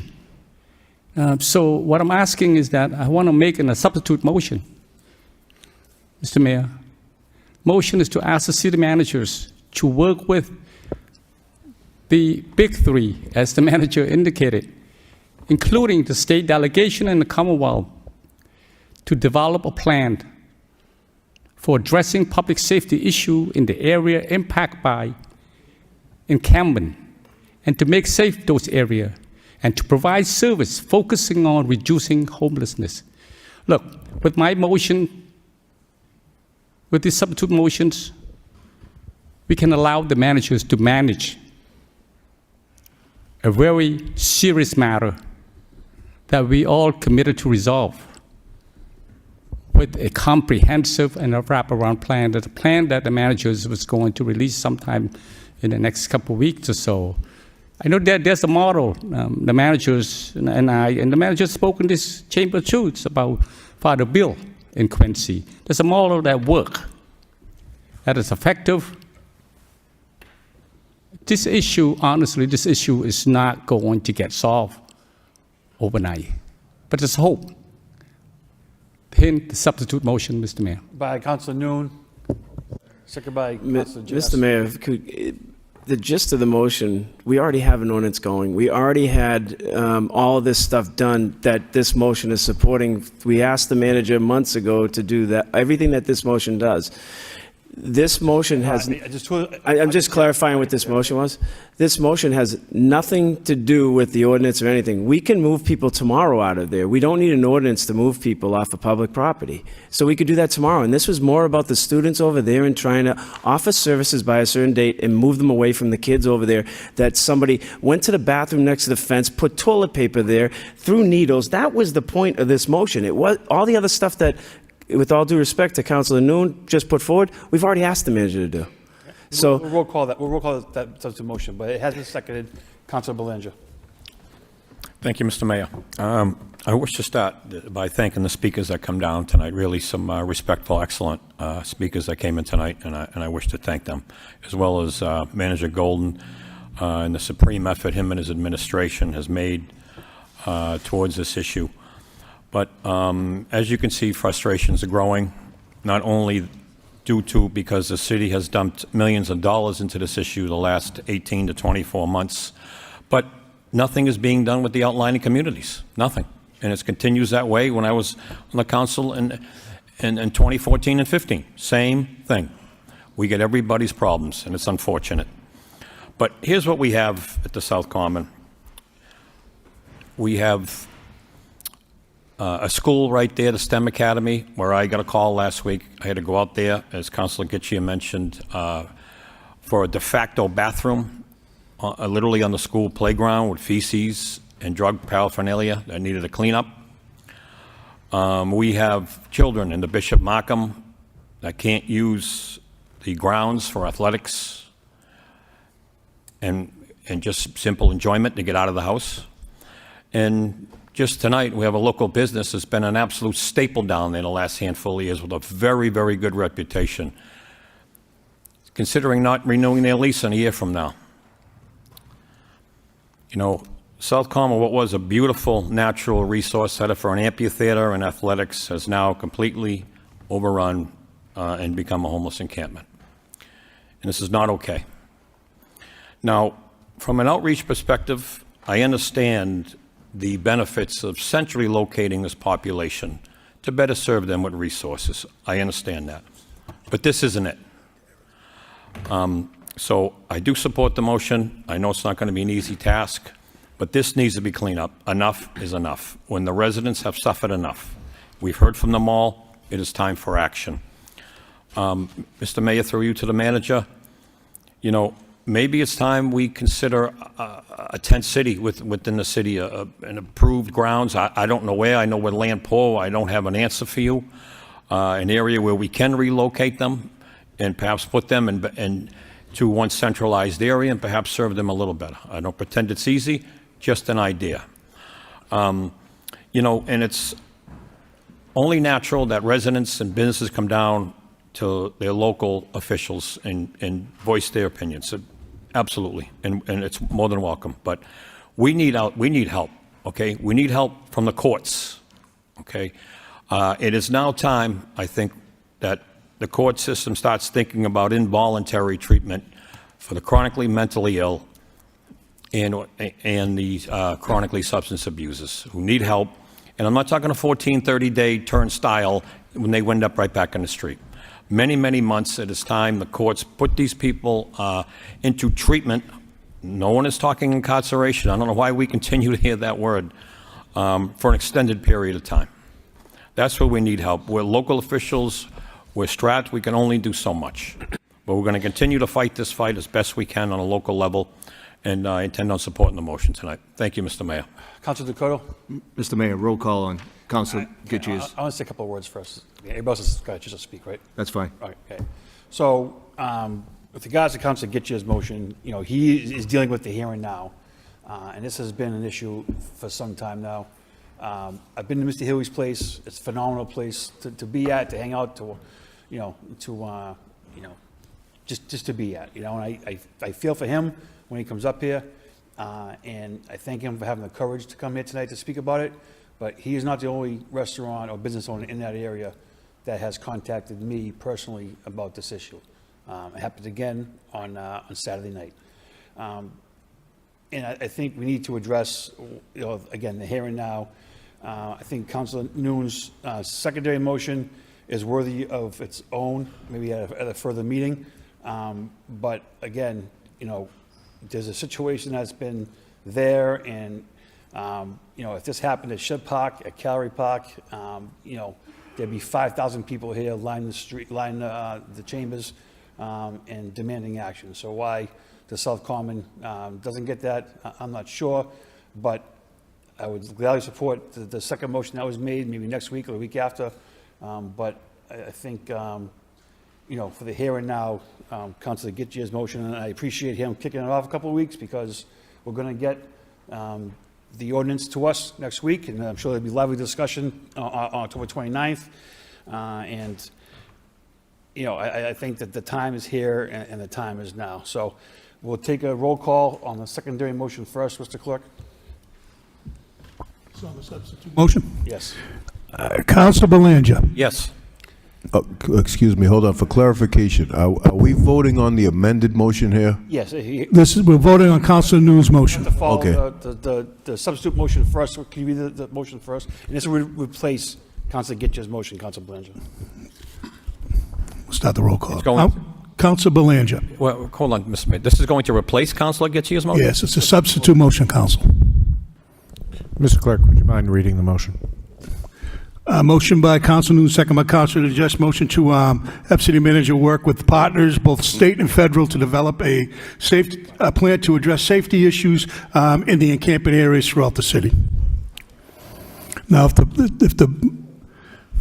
substitute motion passes, then that's the motion moving forward. If the substitute motion fails, then we go back to the original motion. Okay. Thank you for the clarification, Mr. Clerk. My vote's no. Thank you. Council Belanger. No. No.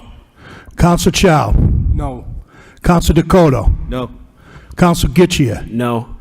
Council Janess. Yes. Council Mercia. No. Council Noon. Yes. Council Robinson. No. Mayor Rourke. No. Council Scott. No. Council Yem. No. Motion fails. The original motion, Mr. Clerk, roll call. You want a roll call? Okay. It's amended to November 15th. Exactly. Original motion as amended to November 15. Council Belanger. Yes. Council Chow. Yes. Council Dakota. Yes. Council Gitchia. Yes. Council Janess. Yes. Council Mercia. Yes. Council Noon. Yes. Council Robinson. Yes. Mayor Rourke. Yes. Council Scott. Yes. Council Yem. Yes. 11 yeas. 610, Councilor Gitchia requests city manager provide a timeline on when the restrooms at City Hall will be completed. Seconded by Councilor Janess. Councilor Gitchia. The motion speaks for itself. All in favor say aye. Opposed, motion passes. 611, Councilor Belanger requests city manager of the proper department look at what traffic calming measures can be put in place on Fairmont Street. Seconded by Councilor Mercia. Councilor Belanger. Thank you, Mr. Mayor. This is sort of repetitive motion over the years, but in the last 4 to 6 weeks, I've really heard from a lot of residents there through canvassing and emails and phone calls, and they are very upset and frustrated. They really are. They feel they've been neglected for a number of years now, that this is a cut-through to avoid the Nesmith Street traffic during rush hour, and they would like something done. So please, Mr. Manager, if you can have the traffic department prioritize this. It's long overdue, and these folks deserve it. Thank you very much. All in favor say aye. Opposed, Mayor, motion sorry, go ahead, Councilor I just Chow. want to quickly reiterate my support for this motion, because I too have put some emotions about this street over the years. I think it may need to be addressed as soon as possible, as well as the maker of the motion mentioned. Thank you. All those in favor say aye. Opposed, motion passes. 612, Councilor Janess requests city manager of proper department investigate the parking spaces on Perkins Street near River Walkway for any changes that may be needed for driver and pedestrian safety. Seconded by Councilor Mercia. Councilor Janess. There is registered speakers, Mr. Mayor. Clerk? Amy Baranowski.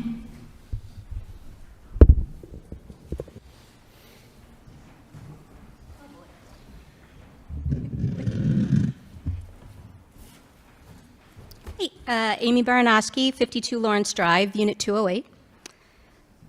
I and all of my neighbors at Renaissance on the River are forced to struggle with the intersection of River Walkway and Perkins Street if we want to leave our parking lot. When UML is in session or there is an event at the Songus, the parking spots on Perkins Street are full and there is zero visibility when pulling out from River Walkway onto Perkins. I moved to Renaissance on the River in 2019 and immediately found this intersection problematic. I exclaimed to my passengers on more than one occasion that it was just an accident waiting to happen. Well, in November of 2021, I was taking a left out onto Perkins. Per usual, I pulled out extremely slowly and cautiously. The parking spots were full. To the best of my visibility, there were no cars coming in either direction on Perkins Street. I was halfway through my left-hand turn when a car coming from the left T-boned me. The driver of the car was going so fast that it set off my airbag. I was lucky that the primary point of the impact was slightly behind my driver's seat and that no one was in my back seat. I still remember how my sole thought was that I just needed to get out of the car, so I somehow pried the door open, ducked under the airbag, and got out of the car, dazed and still in shock. I'm eternally grateful there happened to be a nurse there who saw the whole thing. I wish I remembered her name and could thank her. I'm sure she told it to me at the time, but I was in no position to remember it. She checked my injuries and kept me calm as the shock wore off and the reality of the situation set in. She stayed with me till the ambulance came and was also kind enough to give a statement to the police.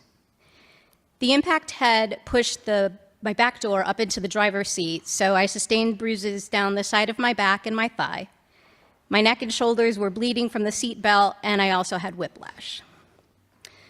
The accident was deemed to be my fault by law, even though I had a witness to confirm that I had acted reasonably because she saw the whole thing happen. My insurance costs skyrocketed. My paid-for car was now totaled, so I ended up with a car loan that I wasn't planning on. I also ended up with an ambulance and ER copays. In the years since, I've seen many near collisions and brakes being slammed on. This is unfortunately not an intersection I can avoid, even though I'd really like to. But I do now only take a right-hand turn when there are cars parked there, considering it to be slightly safer, and I still sometimes find myself holding my breath as I do. Something needs to be done, especially with Lowell's future plans that will increase traffic in this area. I hope the city will consider options such as removing one or more of the parking spots on Perkins Street, or maybe even some sort of signal as cars exit from River Walkway onto Perkins, or whatever the experts might deem to be the most beneficial. I'm grateful for the opportunity to speak on this motion. I hope that the city makes some reasonable changes to this intersection to keep myself and my fellow residents safer. Thank you. Thank you. Amy Rhoda.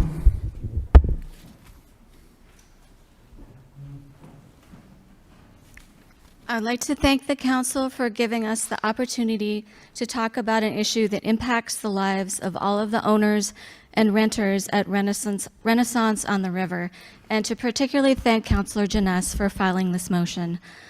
While, unlike my neighbor, I have not personally been in an accident at the corner of Perkins and River Walkway, I have witnessed close calls on more than one occasion. There truly is no visibility when all the parking spaces are full and you are making that left turn, and that is a very scary thing. This problem is magnified by the traffic conditions of Perkins Street. People use it as a cut through to Aiken and speed down it at all hours of the day, except for peak hours in the afternoon and early evening when it is often bumper to bumper. When UMass is in session, students and their parents will often create their own parking spots, double parking on Perkins, parking on both sides of River Walkway, although it is only allowed on one side, and parking next to the fire hydrant in front of University Suites, further impeding visibility at the intersection of Perkins and River Walkway, the corner where my neighbor had her accident.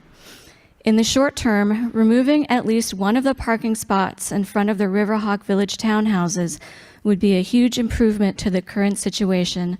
I would also like to suggest that the city consider installing perhaps a sign indicating cars exiting at the corner of Riverwalk Way so that cars coming up Perkins would be more aware that this is a possibility.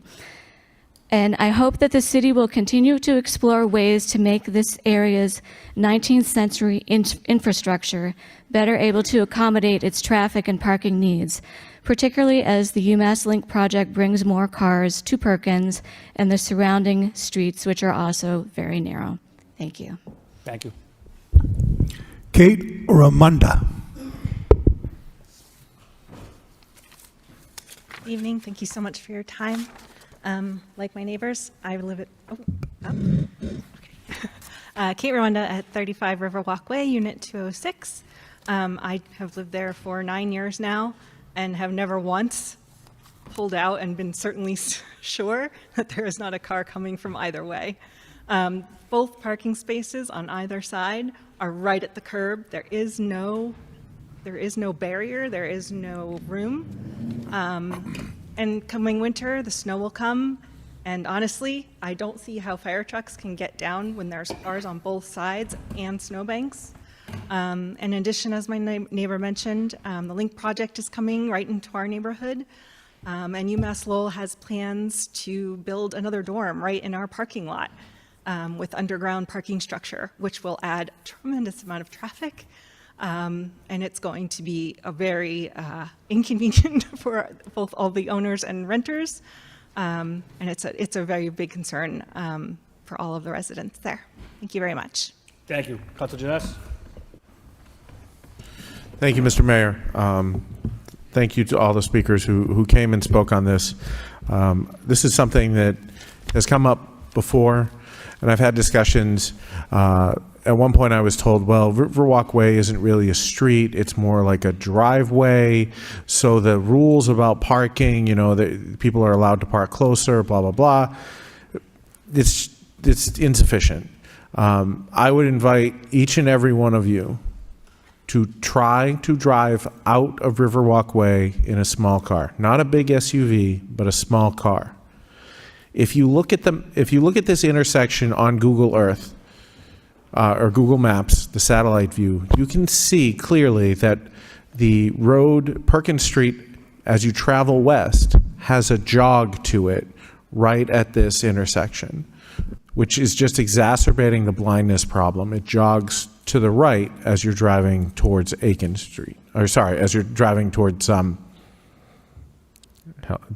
you're driving towards the street with the bridge. That is Aiken Street. I got it right the first time. As you're driving towards Aiken Street, it jogs to the right. So that is naturally pulling the cars closer to the folks who are pulling out of Riverwalk Way. Additionally, what the map will not show you is that as you're coming up Riverwalk Way to that stop sign, you're going up a hill.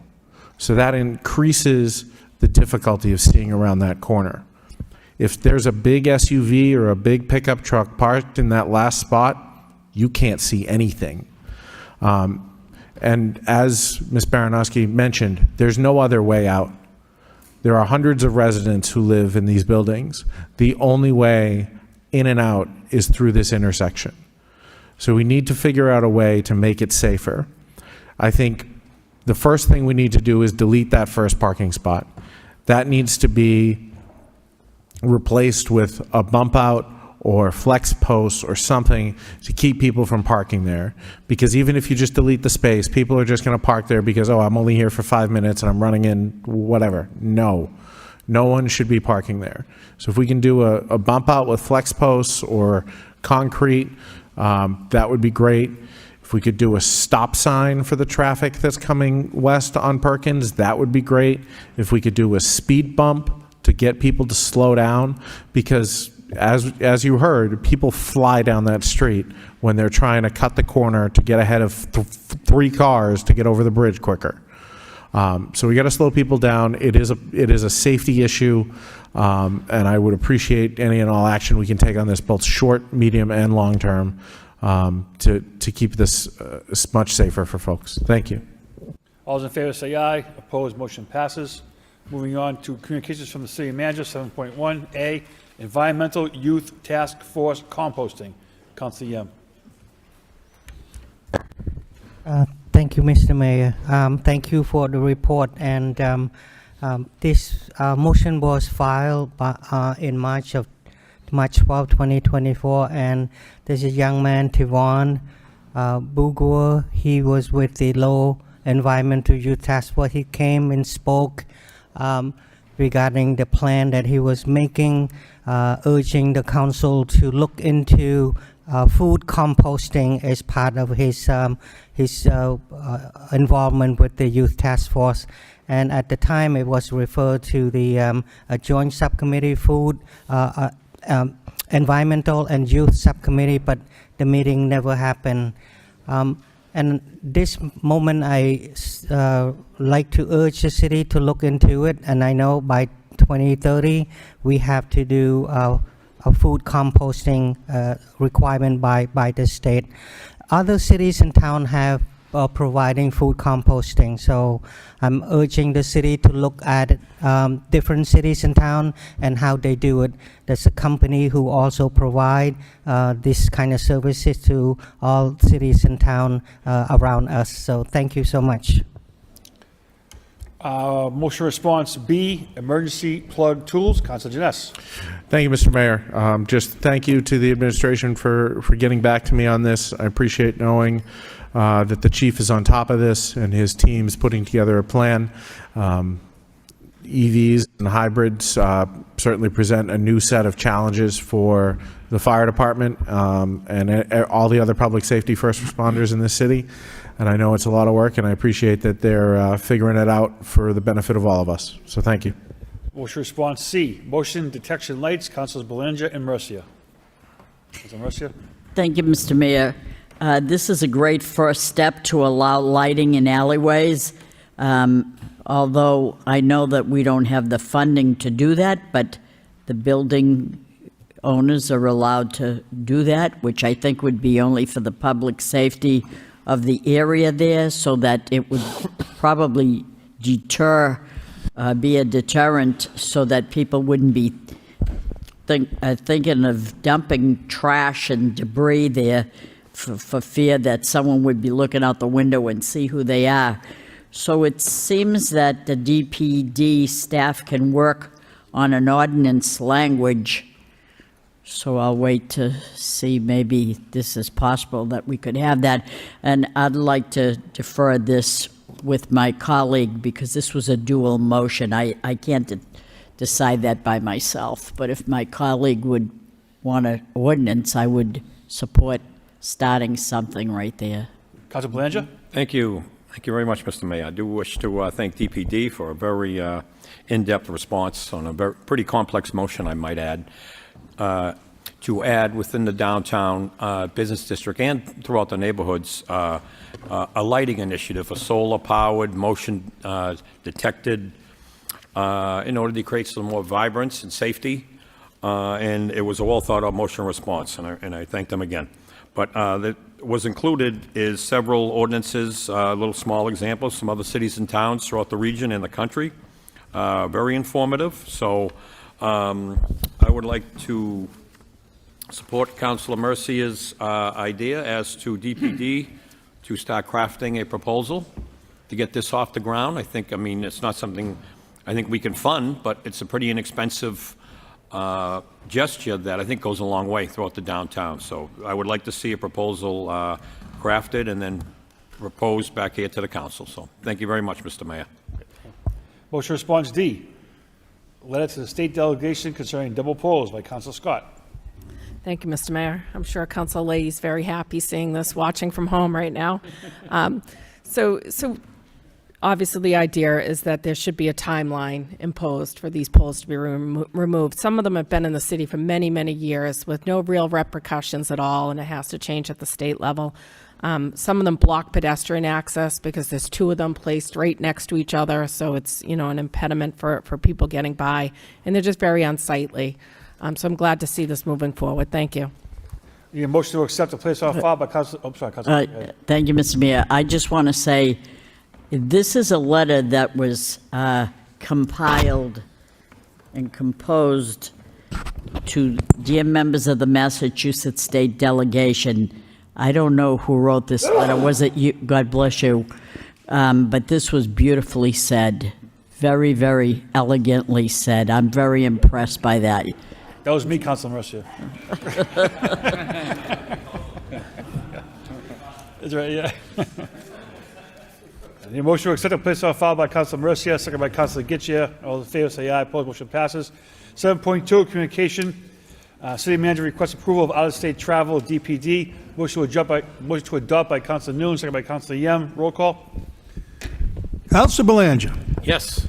Councilor Chow. Yes. Councilor Dakota. Yes. Councilor Getchia. Yes. Councilor Janice. Yes. Councilor Mercia. Yes. Councilor Noon. Yes. Councilor Robinson. Yes. Mayor Rourke. Yes. Councilor Scott. Yes. Councilor Yem. Yes. 11 yeas.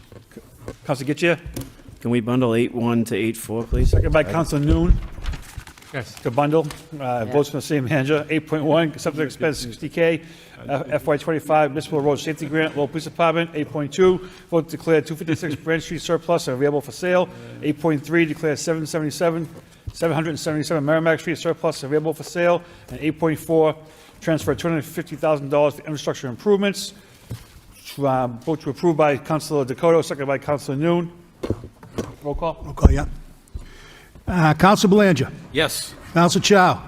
Yes. Councilor Dakota. Yes. Councilor Getchia. Yes. Councilor Janice. Yes. Councilor Mercia. Yes. Councilor Noon. Yes. Councilor Robinson. Yes. Mayor Rourke. Yes. Councilor Scott. Yes. Councilor Yem. Yes. 11 yeas. 9 reports to Subcommittee. 9.1, Finance Subcommittee, joint with School Finance Subcommittee, October 1st, 2024.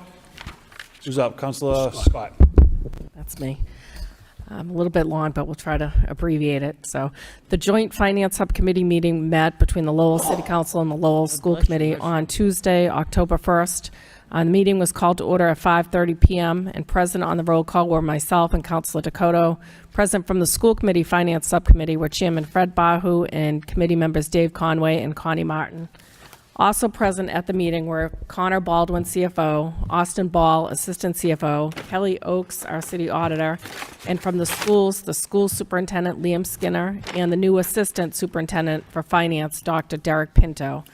Also, councilors present were Councilor Yem, Councilor Noon, Councilor Belanger, Councilor Getchia, Councilor Mercier, and School Committee Member Lay. The first order of business was for the subcommittee to review the FY23 audited financial statements and the management letter from the outside auditors. CFO Baldwin gave a presentation to the subcommittee regarding the financial status of the city as of June 30th, 2023, and reviewed some areas of concern, most notably the city's OPEB liability. The total OPEB liability for the city as of 6/20/23 was $615.6 million. Mr. Baldwin outlined the administration's strategies for addressing these crippling liabilities over time.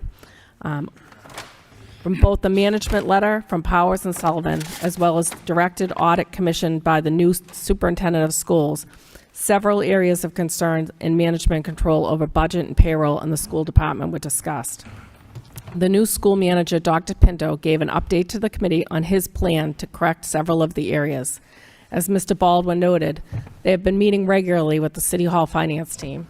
This is a good starting point, as Dr. Pinto has only been on board for less than a month. The subcommittee spent a large portion of the meeting discussing some particular internal controls, such as time clocks, payroll matters, and it was a very productive discussion. The use of Munis by the school administration is something that needs to be examined closely. Several of the issues noted by Powers and Sullivan and the Abrams Group will need to be monitored regularly until the new controls are ingrained in the school department operations. It was suggested by the members of the joint subcommittee that regular meetings take place to monitor progress. The second order of business to review was the feasibility of combining certain city and school department functions. This motion was the result of Councilor Dakota's earlier motion in this term to report and a report from the Finance Department, which was referred to the subcommittee. The city CFO, Connor Baldwin, outlined the legal basis for consolidation, which would require a majority vote of the City Council and the School Committee per Mass General Law. The joint subcommittee elected not to take formal action on this matter, but the superintendent commented that he will maintain close collaboration with the city manager and his finance team, and the matter will be reviewed again at the next check-in with the joint finance subcommittee. And I'd submit that as a report of progress. Motion to accept the report of progress by Councilor Yam, second by Councilor Scott. All those in favor say aye. Opposed, motion passes. 9.2, Veterans Subcommittee, October 8th, 2024. Chairman Yam. Thank you, Mr. Mayor. The Veterans Subcommittee met today, starting at 5:30. At the roll call, Councilor Mercier and Councilor Goodcheer were in the meeting. Also, we have Mr. Eric Lamarche, the Director of the City Veterans Affairs. And then we also have Sergeant Dave Smith from the Lowell High School ROTC also in attendance. In addition, we have Miss Lisa Golden from the City Health and Human Service Department. The purpose of the meeting is to plan placing the American flags on the ground of Lad Whitney Memorial in front of the City Hall and possibly on the City Hall ground as well. And each flag will represent the veteran from Lowell who lost their lives defending our country in all the conflicts starting this Memorial Day 2025. This idea is similar to what Boston is doing on the Boston Common. So in order for us as a subcommittee to identify who are the soldiers from Lowell that died defending our country, and I turn to our local historian, Richard Howe Jr. He also compiled a list of veterans from Lowell, and he sent it over to me, and I share with all the councilor, and also ask that the city put this list, really extensive list on our city website. The list shows that there are 1,278 veterans starting from the Civil War until the recent conflicts. They are 35 pages long, so that's what we talked about. So I turned the meeting to Mr. Lamarche, who also talked about how every year he has volunteered to help with planting flags at different cemeteries and stuff. In addition, this year we solicit the help from the high school ROTC, and I also reach out to Lowell Vet Center, who couldn't be at the meeting, but they were very happy to be part of it, and they are excited and will take part of this endeavor. Councilor Mercier asked regarding the flag that in public parks that may be damaged. Where can we have the flag to replace? Mr. Lamarche can reach out to his office, but also the park department also doing that as well. So that's the that's the report, and I respectfully ask my colleagues to support this to honor our veteran who sacrificed, who are from Lowell, and we want to remember them. We urge all the family members and friends and family to also participate starting this coming Memorial Days 2025. Thank you. Councilor Yam, you're the first councilor in history of the City Council that the wrap-up was longer than the actual meeting. Motion to accept as a report of progress by Councilor Yam, second by Councilor Scott. All those in favor say aye. Opposed, motion passes. 10 petitions, 10.1 claims, 3 property damage. Motion to refer to Law Department for report and recommendation by Councilor Dakota, second by Councilor Chow. All those in favor say aye. Opposed, motion passes. 10.2 miscellaneous. Joseph Espinola III requests permission to address the council regarding reclassification of retirement. Good evening, everybody. I'm Joe Espinola, 1 Strawberry Lane, Dracut, Mass. I am a medically disabled retired police officer from Lowell. I am asking the City Council to address my current retirement status and enact and move it to from accidental disability to line of duty, House Bill number 4746, an act relative to disability pensions and critical incident stress management for violent crimes. 1992, I was a correction officer. I got a card for the police department. My dad was a firefighter in Lowell. Bill worked with my dad. Bill knew how much I wanted to be a firefighter. I hung around the fire department all the time. I wanted to follow in my father's footsteps. It was a $23,000 cut in pay. Plus, I left a promotion on the table, but I took the job. And I quickly found out that God put me there as a police officer because it was the best job I ever had.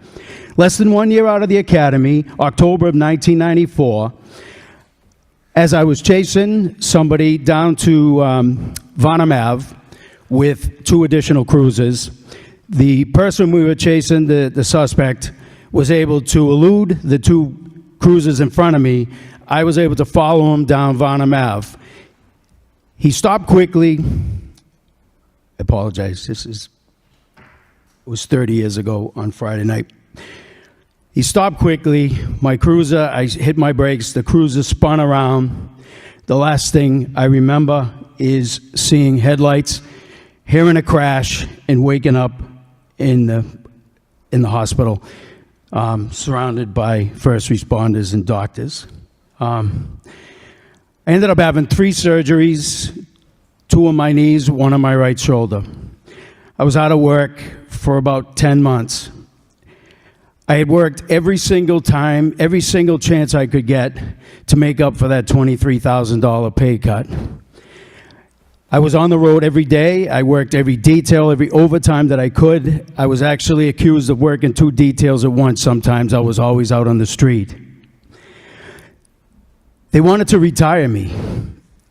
And I said to one of my bosses, Sergeant John Sullivan, I said, what does that mean, they want to retire me? So you're going to get 72% of your pay. And I said, 72% of my pay? The people that are managers at Dunkin' Donuts and McDonald's are making more than me right now. And they want me to take another 28% of my pay? I would have gone down more than half of my pay in less than a year. I just could not do it. I went back to work and I sucked it up. In August of 1997, there was a concert detail at Lowell Memorial Auditorium. There was an artist that was there who was heavily sought after by the community of Indian people from their country. This was the only time that this person was going to play in this part of the country. The ticket prices were in the thousands of dollars. I was working the detail. There was people going back and forth on the floor with large flags. We tried to get them to stop because people were complaining because they paid so much money for it. As we had them in the hall, we were talking to them. I went to grab one of the flags. Next thing you know, I got punched in the back of the head. I got knocked down. I was kicked, punched. Both of the detail officers were involved with me. I'm holding onto my gun with my dear life. They were able to take my pepper spray out of my pocket, out of my belt, I mean, and they emptied it into my face. They got my boot knife. Somehow someone grabbed me, pulled me out the bottom of the pile, and I was able to be brought to the hospital, hyperventilating. With my arms, I couldn't move from trying to hold my gun from being taken away from me. I get to the hospital, they want to order all kinds of tests. They want shoulder x-rays, they want all kinds of things on me. When I could catch my breath, I walked from St. John's Hospital to Lowell Auditorium so that I could help out the people there. I wanted no part of those tests that they want to do because I know that would have been the end of my career. After everything was done, they called for, I meant to say, they called for mutual aid, and everybody knows what mutual aid is every single available person that is on duty in the police department from any community surrounding in this area. That is something that never happens, and it happens that often. In that time, I remember, and I'm sure other people remember it as well. I walked from the Lowell Auditorium back to the police department, and when I got there, my boss said to me, "Where were you?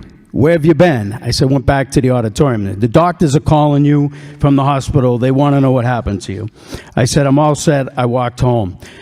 I went home. The next morning, a friend of mine who is an emergency room doctor called me and asked me what happened, and I said that I was okay, knowing that if the city was to find that I was hurt, that I would probably lose my job. In July of 2004, while driving over the O'Donnell Bridge, which is the Mammoth Low Bridge, I saw a gentleman who looked kind of like he was lost. I got a call saying that there was somebody that had just jumped off the bridge. I go back to the scene because I knew where he was. He had jumped into the river. I walked down to the river. There's 4 or 5 police officers there. The guy disappears in the water. I'm taking my clothes off. I have all my belts off. I got one boot on, and he disappears. I jump in the water by myself. I go down below to the water, and I grab the guy, and I pulled him up. He's kicking, he's screaming. I'm holding him by my arm. I'm hanging onto the bridge. He's kicking, he's screaming. The current's dragging me down towards the hydro plant. I can't hold on for much longer. The fire department went down the wrong side of the bridge. They came back to the other side. It seemed like an eternity. I don't even know how long it was, but eventually I had to let go because I couldn't do it anymore, and they threw me a ring buoy, and I was able to get the guy to the side of the road, to the side of the river. I left him there, and someone had jumped in to help me from the police department, and he forgot to take his vest off. His vest started swelling up. He couldn't breathe. I had to go back and get him. I went back to the police station after the hospital. My arms were hung like this. I couldn't move them. I get to the police station, and my sergeant says to me, "I heard you put on a show." And I said, "I just want to go home." He said, "Can you give me a report?" So I gave him a report. A day or two later, I got a letter from the chief, a life-saving medal I was going to be honored with. The other police officer who I saved read my report, read the report from the chief's office, and he said, this isn't what happened. He rewrote the report. He said, "This is the way it happened. He's not telling the truth." And as a result of his report, my medal went from life-saving to Medal of Valor, because I didn't want to draw attention to the situation, because I knew that I wasn't feeling that well and I needed to get better so that I wouldn't lose my job. In March of 2005, there was a motor vehicle accident on Mount Hope. I couldn't see. There were bushes on both sides. It was Mount Hope and White Street. I went through past the intersection, and I ended up being struck by a car. As a result, there's now a four-way stop sign there, so everybody knows what I'm talking about. The city had no money. I was forced to go out because all the bosses knew that I was hurt and that I needed some medical attention. So I was forced to go out. The city had no money. They delayed the medical attention. It went on and on and on to a point where I was calling to ask, why am I not seeing a doctor? It was 11 months before I saw the first doctor from the city. It went on and on and on. Manager Bernie Lynch came in, and he said, everybody out on 111 disability, get rid of them, let them fight for their job back.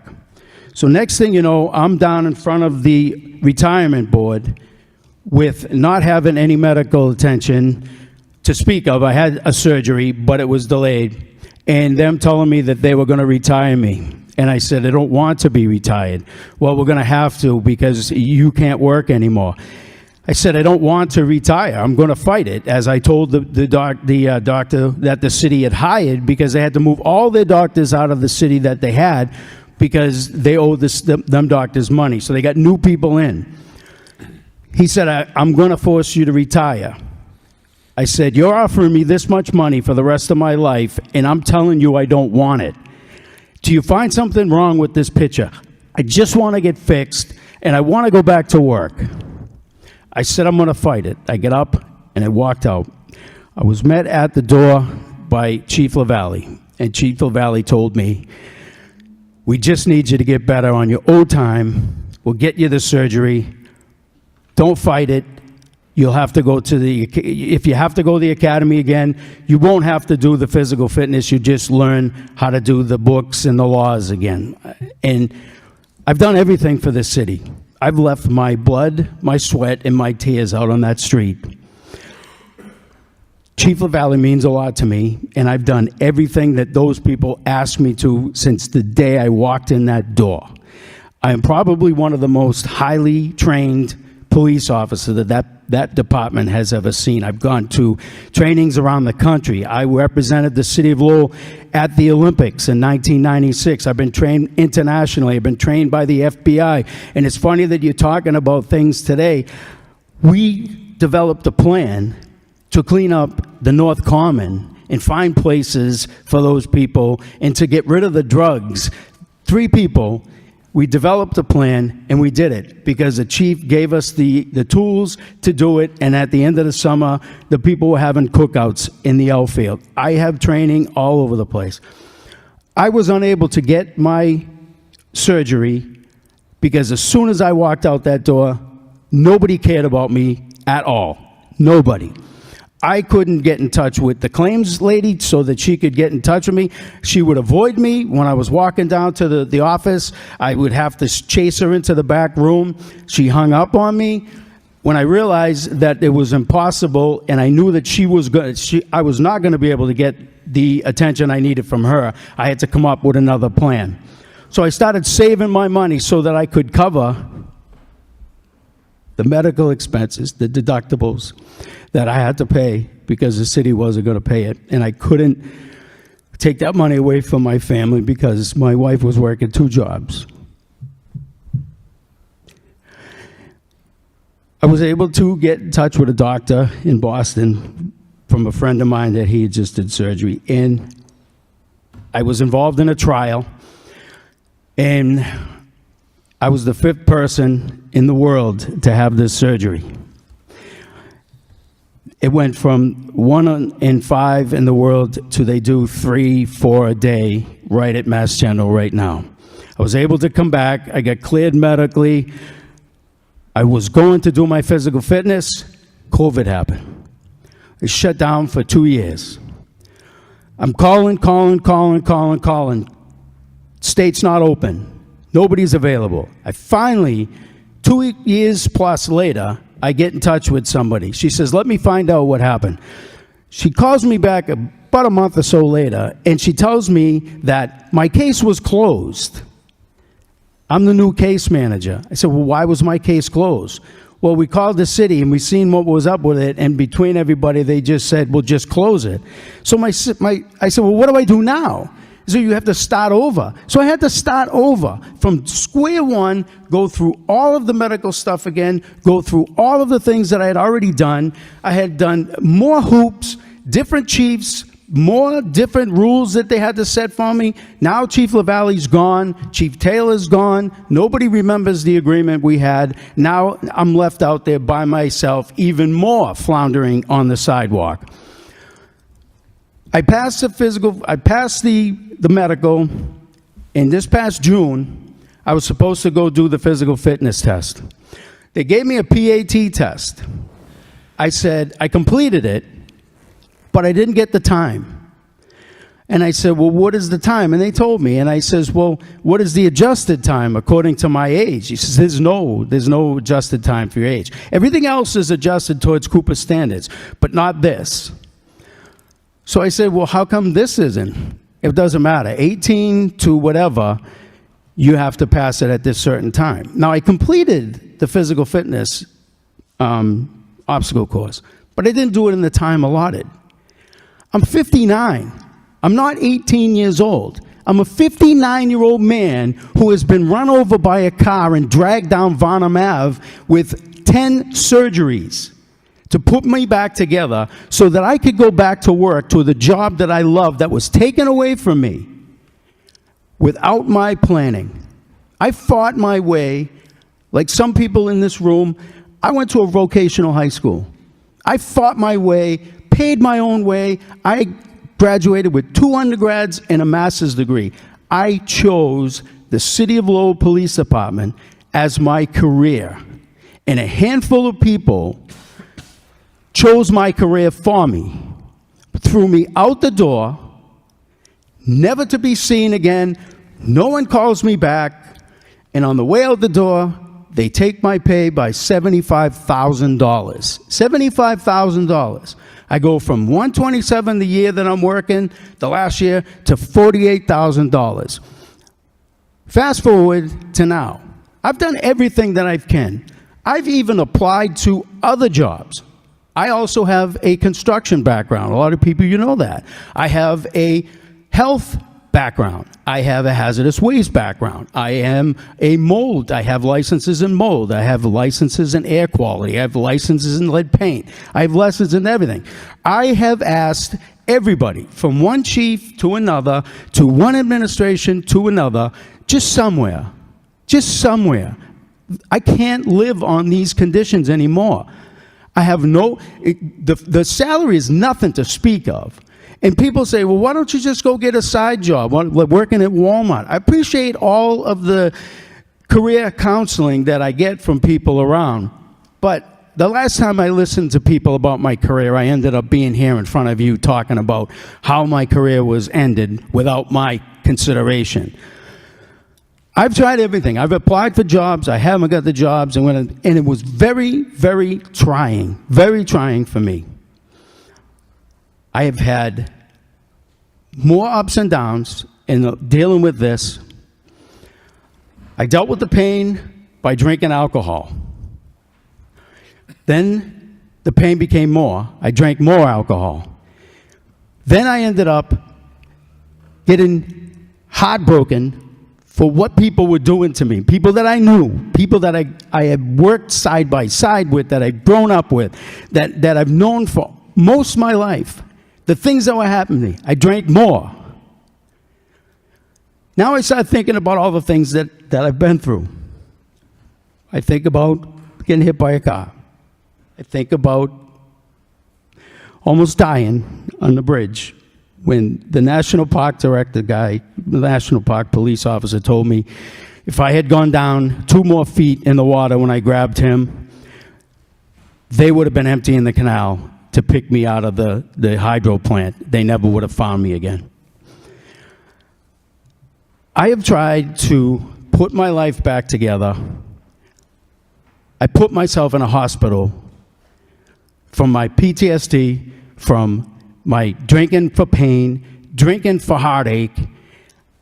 It's been over 1.5 years. This past June, I figure I'm on my way because I can't run around like an 18-year-old. I can't get my job back. I've known about this what I'm asking you guys to do, this home rule petition. I've known about it since 2014-15. And I found out about it by a counselor who was currently a counselor at the time, gave me this guy's number and asked me to call out. He said, maybe this guy can help you because he's trying to push something through that he got as a home rule petition. He got injured in the line of duty, went back to work, and then he had a different injury, and they retired him. He was shot. They retired him, and they wanted to retire him on accidental when that was only 72%. So the whole theme behind this 4746 is that if I had died in any one of those incidents, my family would be all set. My kids would be all set. They'd be first on the list to get a firefighter's job or a police job or any job. They'd be first on the list. My wife would get my pension the rest of her life. There would be all kinds of money, fundraisers, everything on it. And what happened was they found the police officers found that what they were doing to people like myself. You get run over by a guy, you almost die, and then you have other incidents, and they push you out the door like it's just you fell in the driveway at home, slipping on the ice. No distinctions between the two. And there's nothing against the retirement board because I got the most that I could get at the time. If this 4746 was available at the time, 2 things would have happened. One still would have happened. I probably still would have fought it and still would have went back to work. And I don't believe the city of the retirement board would have wanted me to go out at full benefits, what this 4746 allows you to do. The biggest thing about this 4746 is critical incident stress management for violent crimes. I started thinking about what happened to me. I started drinking more.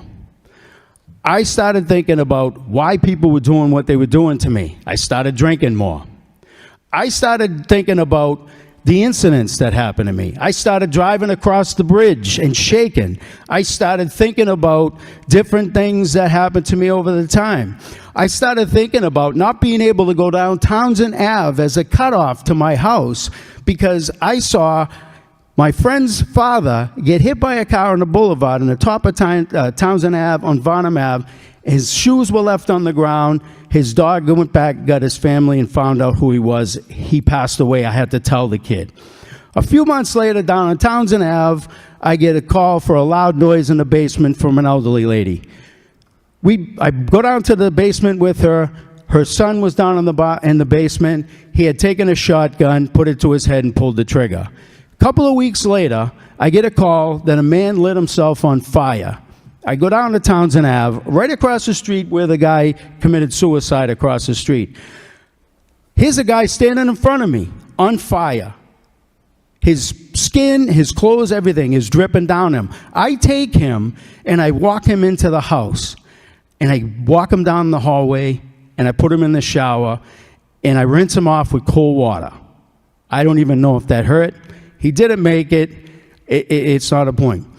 But my critical incident and my stress management and my therapy that I received that night is from my sergeant who looked at me, who was around when I was involved with those 3 incidents, and he said, "This was my therapy. Boy, you've seen some shit."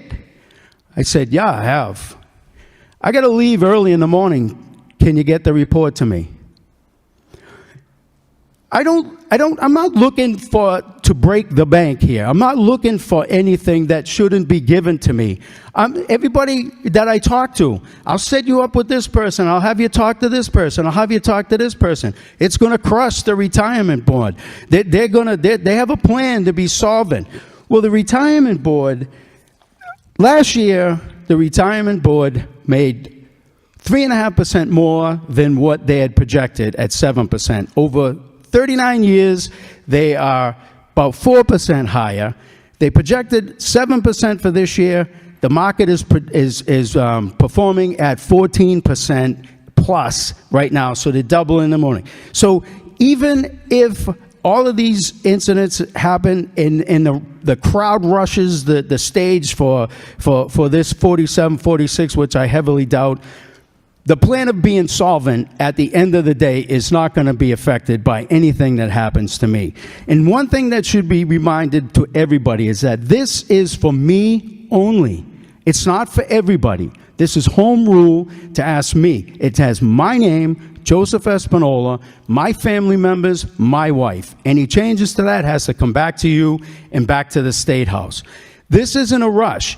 If everybody, there's supposedly 117 people that are out on disability, they're first responders. I don't know how many of them are involuntary. I don't know how many there are.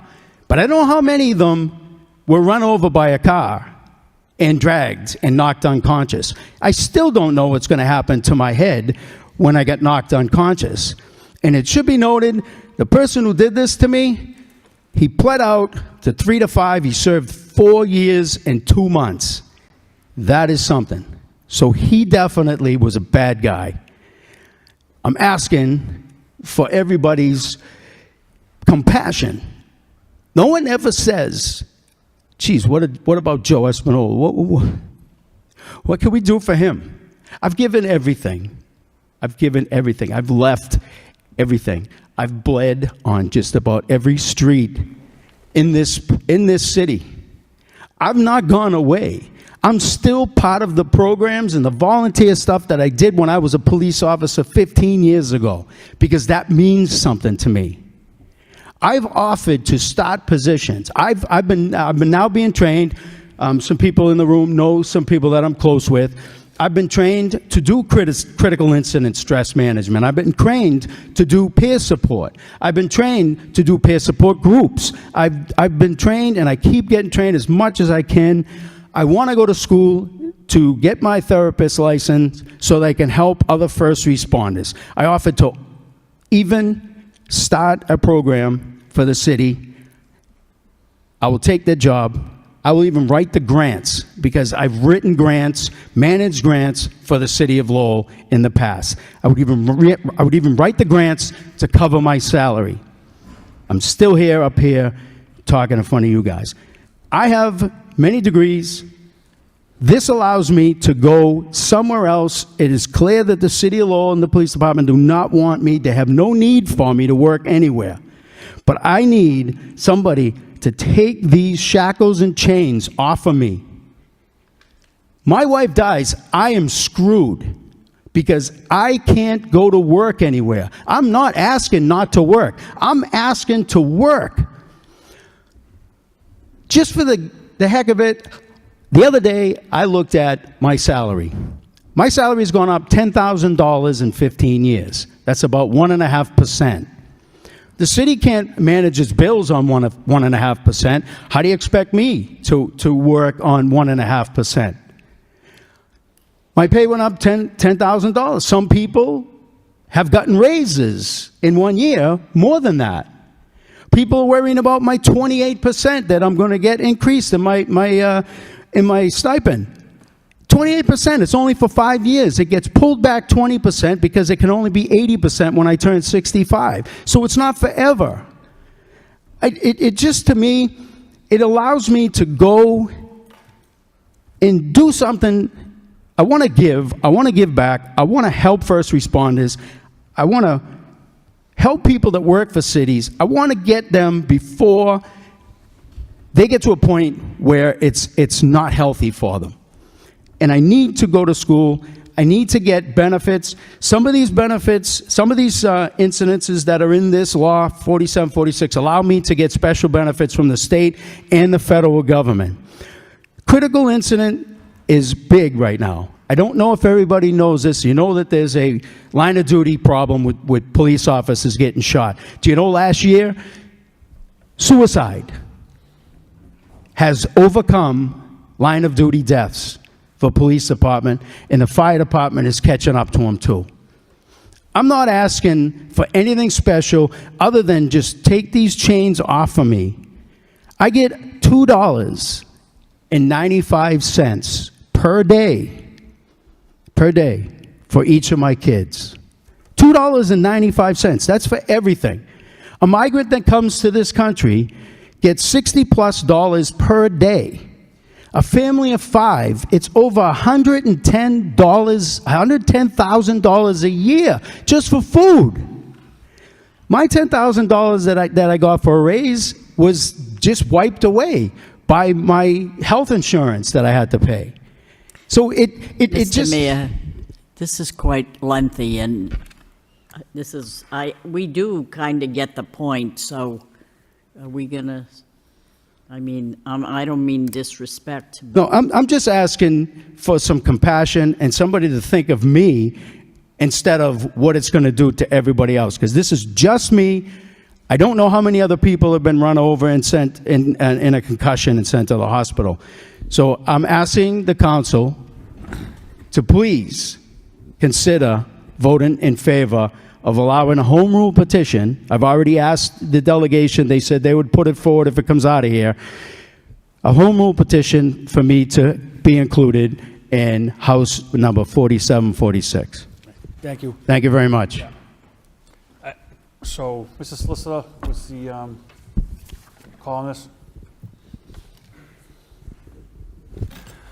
Thank you, Mr. Mayor. I think the simplest thing to do might be to refer to my department for a report. I think at this point that's probably the best thing I can recommend, and I can work with the retirement board in putting something together for the council. Mr. Mayor, do we not have Bill DeRosa, former fire chief, on the retirement board? Are you still on that retirement board? So are you here because of this issue? Is this why you're here? Yes, for the mayor and to this council. Yes, I came here just to be present to answer any questions that the city council had concerning the Lowell Retirement Board and the issues that Mr. Espinola has presented. So, do you think that you could help him?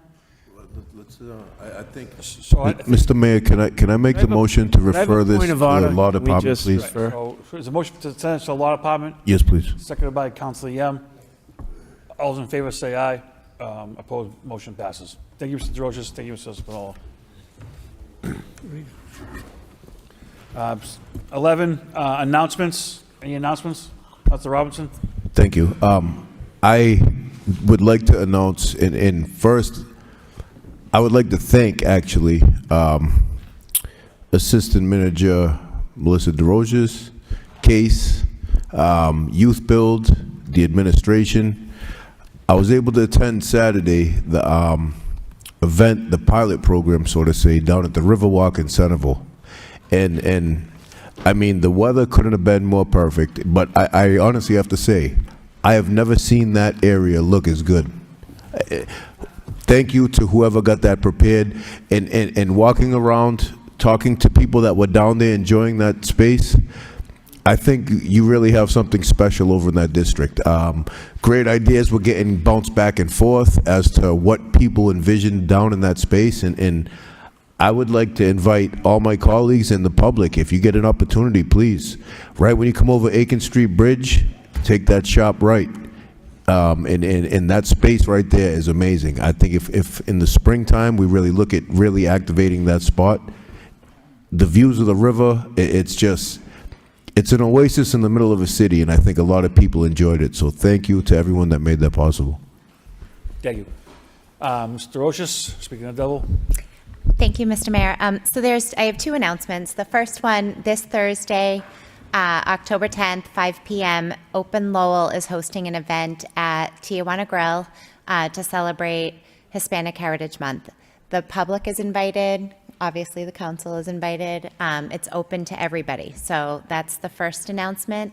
Second announcement, Saturday, October 12th, at 11 a.m., the Lowell Portuguese community is going to celebrate the achievements of Al Mello. So he was a 1924 U.S. Olympian, a boxer, and a Portuguese community activist. So that is happening at the corner of Veterans Way and Chapel Street. The dedication will be at 11 a.m. on Saturday. Thank you. Any others? Motion adjourned by Councilor Jeanette, second by Councilor Mercer. Good night.